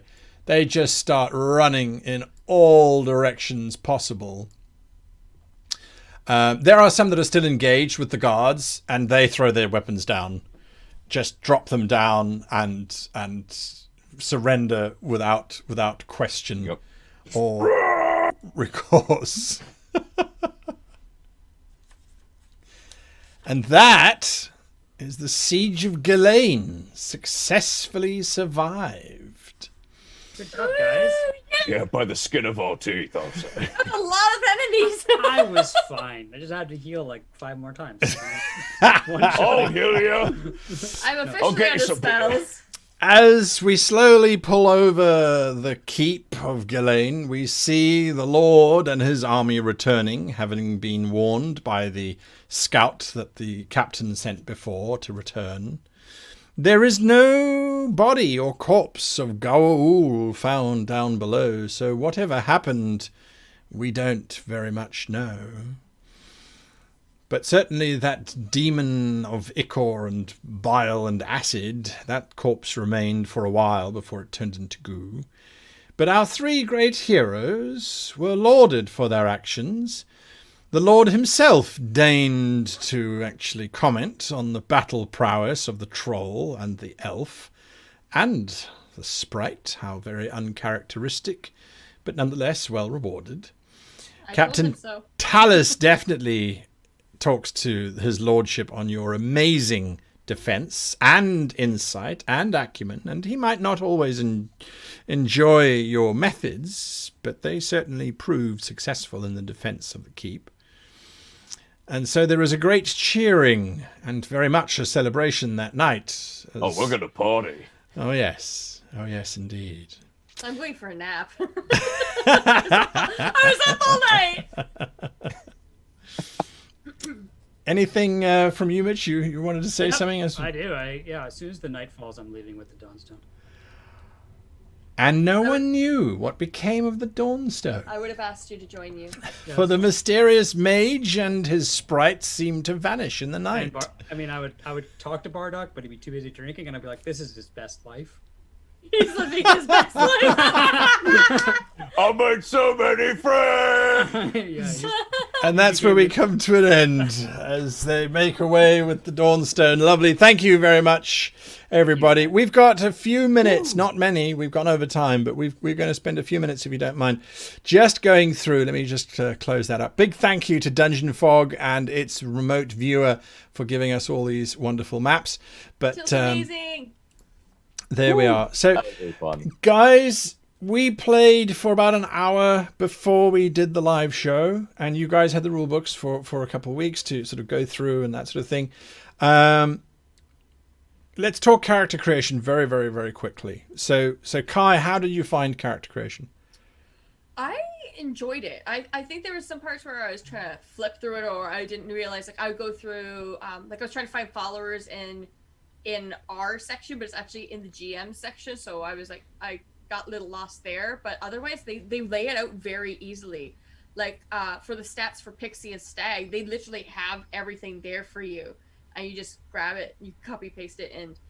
And for customization, they're very clear about everything, so I really enjoyed it. It was easy. It was great. There we go. What you're talking about as well is the book. I don't think you guys will be able to see it, but in the top corner on every page, the book is divided into the red section, which is basically for the players, and then a blue section, which is for the GMs. I really like that very clear kind of delineation, so you can kind of flip between the two of them. Really, I just kept forgetting that some of the things I was looking for was on your side. Right. So I'd be like, where? Am I missing it? And then it's like, no. I just had to look at the index and go to the GM section, and that would have solved all my problems. And there you are. Mitch, how did you find character creation? I thought it was well laid out, and it was fine. Like, it was an acceptable amount of information. Yeah. I think I know Freddie's probably going to touch on this a lot more than I will, but from a customization options, I would like a little bit more, but I felt like the system itself was actually tighter than I expected. And to be honest, I really enjoyed the armor system the most out of all of it. Right. For some reason, I just like the effect of someone just getting naked in the middle of a fight. Because I do think we should establish you're not naked. You are just unarmored, but yes. Sure, My guy. character was Whatever. To be fair, you just like sprites rip it and fairies off. wander around naked in the forest Yeah. anyway. No, so that's she's true. Not shy. That's but true. yeah, overall, it was a tight experience with a simple system. Nice. Freddie? Yeah, it was. Oh boy, it was actually quite a lot of fun. A lot of fun. It had the flexibility for roleplay that I really wanted, because there are a lot of unique and very kind of like number crunchy systems like that, where they kind of more focus on the mechanics of the game. But like with this, it's like the mechanics are there, but it's just as a guide to really tell a fun story. The customization, I feel like, is the classes themselves are really well made in their entirety. So like if you just want to play like a wizard or a warrior and all that stuff, you can easily do that. And also to touch on what you said like about the armor system, I really like it too. It's really a fun thing for warriors to do, you know, because like wild wizards, they have their casting, they have their spells to learn, all this stuff. Like it's like, well, we just gotta work on our armor, work on our own skills and stuff. I do wish for like a possibility, maybe in the future, for like a multi-class option, because it would be really, because I kind of actually had a joke about this earlier with the rest of the crew, because it's something I really wanted and I couldn't really do, but maybe at a later date to actually have what I call like a Odin build. That's why his full name is Bardock the Storm Eye. So I think it'd be kind of cool for like, you see a big troll, they're like, well, as long as we keep our distance, it's fine. And you see like lightning on the tip of the spear, like firing out. It's like I like maybe the chance for the future to multi-class and be able to add more to it. But overall, it's really a solid game, really well designed overall with just their mechanics in general. I think if there was actually one thing, because we talked about this, like when we were looking for like the stun like condition or all these different conditions, we just need a page for the conditions. Yes. I feel like that in there would be really helpful, just for us to get it down. Right, absolutely. I do think you've got it on the head there. This is it's a thick book, and when you're looking for something very specific, you're like, okay, where is it? So yeah, absolutely. I mean, for tonight's show, I put together a whole bunch of conditions so that you can keep track of combat successes and magic successes and psychic successes, because they're not as symmetrical as you might think. There are subtle variations on that. So yes, I liked the rest system in this. Oh yeah, because we got to. I know with a lot of like 5e and things like that, you know, you have to go for a long rest to get any sort of spell back, and it. With this one, you got to roll for it, and you could get more availability because there is already backlash with your spells and stuff. If you just get a normal success, you're going to take damage. So it feels like it's a nice way of being like, okay, well, so you can cast it more, because there is that possibility that you're going to take damage even when you get a spell off. So I like being able to cast it more frequently. Where in 5e, that's it. Right. I think also what's important is that this is low level play. Yes. This isn't high level play. So keep that in mind, like viewers at home, that this is just baseline. Correct. We rolled up a level 1 character. Correct. And I mean, at level 2, for example, already you get more of your bonus points to spend on your aspects and on your abilities, right, as well as then you start to move into the special abilities, which each class then has over and above the standard class build, which I think is quite fun. But I will be doing a video in the first week of November on the YouTube channel, How to Be a Great GM, on character building itself within Talisman, because we're going to do an in-depth dive into that. Gaul, for example, I made him as a character just to see what it was like and sort of build this particular character and that sort of thing. And his ability to taste the blood of what was going on, that was a complete lie. He was just a psychopath who likes to drink blood. But there is a power that they have, the Soul Drinker, which is if they kill someone, they can get life from them, which is quite cool. But I just wanted him to be a creepy character, and so he claimed to be able to sort of see stuff in the blood and that sort of thing. But anyway, so yeah, character creation I thought was really cool. What did you guys think of the mechanics in general? I mean, we role play together a lot, and we've done a whole bunch of other role-playing systems before. Was this one something that you guys could get into, or do you think it's not going to grow enough? What are your thoughts on that one? Just quickly, as we're nearly out of time.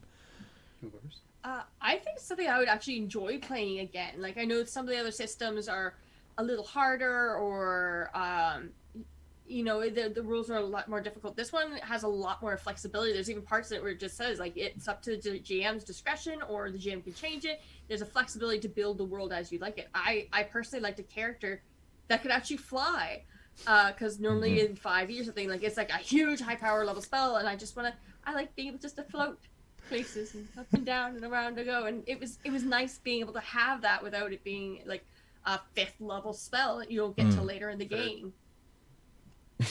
Mitch? Wizard, sorry. Yeah. No, you're. I love being a wizard. Yeah.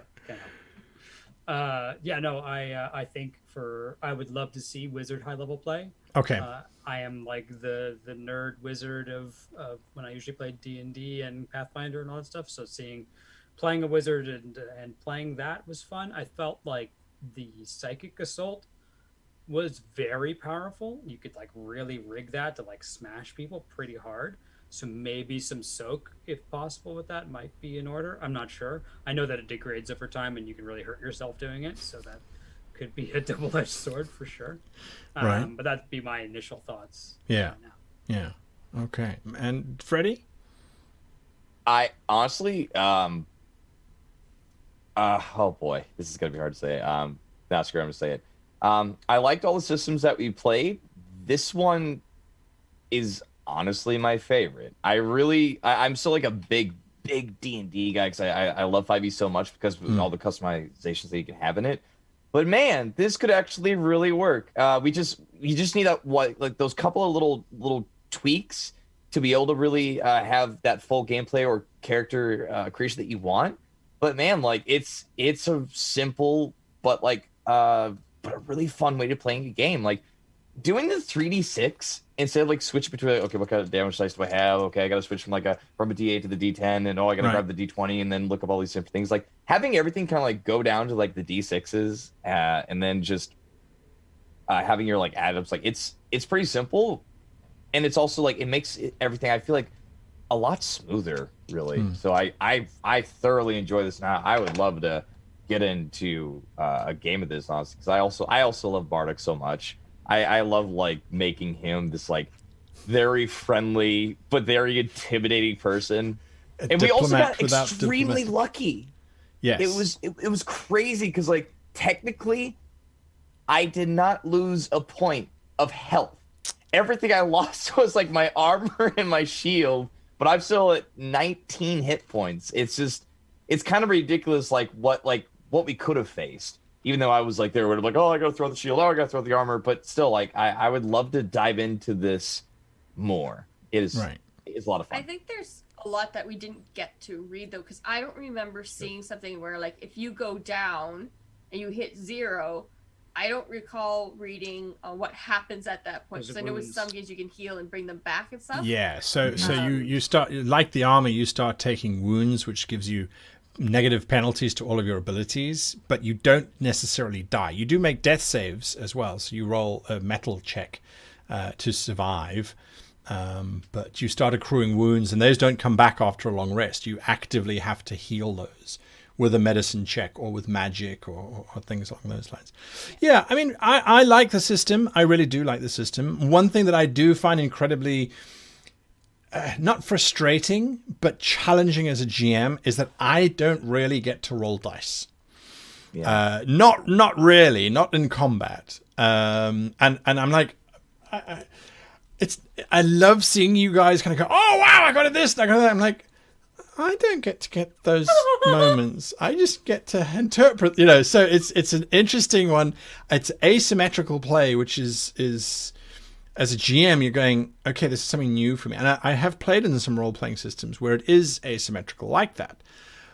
But it is something about it does take some getting used to. Because I'm trying to interpret what you guys are rolling versus fixed stat blocks. And I'm not used to fixed stat blocks. I mean, in D&D, I will say it. If I want the battle to last longer, they'll have more hit points, so they'll have more of this and that. Here, like, for example, the average life of the bandits, the zombie, not the zombies, you didn't face the zombies, but the bandits, Tygar and that sort of thing, their life is 12 to 15. So it's not high amounts of hit points. Again, I mean, it's a low-level encounter as well. It's not designed to be terrifying too much.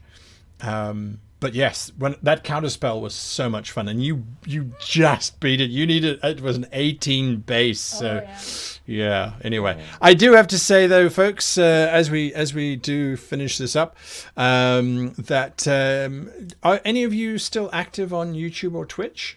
Freddie, I haven't been for a while. I do mostly. I just I have a Twitter for the following. I am getting a YouTube channel kind of set up. I have one really just to show demo reels. but I don't have that all set up yet. But Twitter, Freddie, FREDDIE _ and then HEINZ Hines, Freddie Hines, and Hines like ketchup. You can follow me on Twitter because I talk about silly things and I retweet silly things and I have updates for voice acting. Hines, right? HEINZ. Yep, exactly. At Freddie Hines. That's where I update, like where I do streams with like Droid or stuff like that, and I do updates like where, you know, if I did like a new book, if you guys want to listen to those, and because I've been really getting into the whole narration thing with audiobooks. They're super Lovely. fun. There we go. Fantastic. And I'm not as stupid. It's like I'm learning. I get to learn again. Well, that's awesome. That's absolutely awesome. This is not the adventure that is presented in the book, by the way. The book does come with a pre-generated adventure. I chose not to do that simply because I like to make my own adventures, and that's how I also test the system. This is the hard copy book that you can pre-order. I believe the orders will start shipping from the 15th of December, so possibly a nice early or a nice Christmas present. I'm not sure. But if you head on over to the links at Drive-Thru RPG, you will get a 20% discount for the duration of this weekend only, because there is a major convention happening in Europe called Spiel.digital, which is causing that to happen. So big ups, I think, to Pegasus Spiele for creating Talisman, for taking the board game and translating it into a TTRPG. And like I said, there will be more reviews on this, deep diving into character creation and then into the GM aspects of it in the next couple of weeks on my YouTube channel, How to Be a Great GM. So thank you all for watching, for participating. And just before we leave, someone is going to win a hard copy of the book when it comes out. Someone is going to win that. It's gonna be Mitch. Okay. It's gonna say Mitch. It's going to say Mitch. I wish, absolutely. And Flagrance Ergo Sum says, is this just the first episode? Where are the next episodes going to be airing? Well, sadly, yes, this was a one-shot, but you'll never know. You never know. We will try our best to bring you more if you enjoyed this. So I am going to randomly scroll now through the chat, and I want... let's say, Kai, you tell me when to stop. And then Mitch, you're going to give me a number. That's number of chats down from the screen that I have stopped on. And then I will give Freddie the name to read out as to the person who has won a hard copy of Talisman. So Kai, you tell me when to stop. Now. Mitch. 1, 2, 3, 4, 5, 6, 7. Okay, if they are still watching... What's the name? If they are still watching, I will post the name into chat so that no one else can see it. In Zoom, yep, it's popped up. That is the person who has won, if they're still watching. The winner of this stream that gets a book of Talisman Adventures is Zerosk. Zerosk, are you here, lad? So Rashk, yes. Are you still watching? Do you have a Rask? It's all right, you do, mate. Look, Are you still let's have a nice watching? conversation. Monsieur Zoo. We'll talk about this over beer. There he is! I'll see him if he is! He's there? How come it hasn't got up on my screen yet? Maybe it's delayed? I don't know. It must be delayed. Yes, there we go. Zurashk, you have won courtesy of Pegasus Spiele. You have won a hard copy of Talisman Adventures. So congratulations to you. And Zurashk, what I need you to do, and if you don't do it, then I can't send it to you. I need you to please send us your details, and I will drop the mail that you need to send it to into chat right now. So there you go. You can all spam us with your emails. But Zurashk, if you just send through your details, please, to us, we will give them to you, to Pegasus Spiele, and they will send you that hard copy as soon as it's ready. So well done to you on that. And again, thank you, Kai and Mitch and Freddie, for being wonderful, wonderful players. Kai, your mind is so freaking devious. You got my plot. You got my plot the moment you freaking spoke to Lord Bandon. She's like, oh, it's a trap. He's going to go away and we're going to get attacked. I'm like, Maybe, maybe not. I don't know. Same thing. That was definitely I'm happening. playing with you, and my other friends have made Yeah. me paranoid. This happens Okay. in real life, where I'm like, Yeah. oh, something's happening in real life. And they're like, no. Anyway, That's you why I want to guys, drink beer because I want That's- to be responsible. right? I was love like, it. Absolutely love it. guaranteed. Absolutely love it. And the tension between going down to the stay downstairs or not, that was brilliant. Anyway, guys, thank you so much. Thank you for watching. Thank you to Pegasus Spiele as once again for creating this wonderful TTRPG Talisman Adventures. And yes, until next time, we wish you and yours the very happiest of gaming.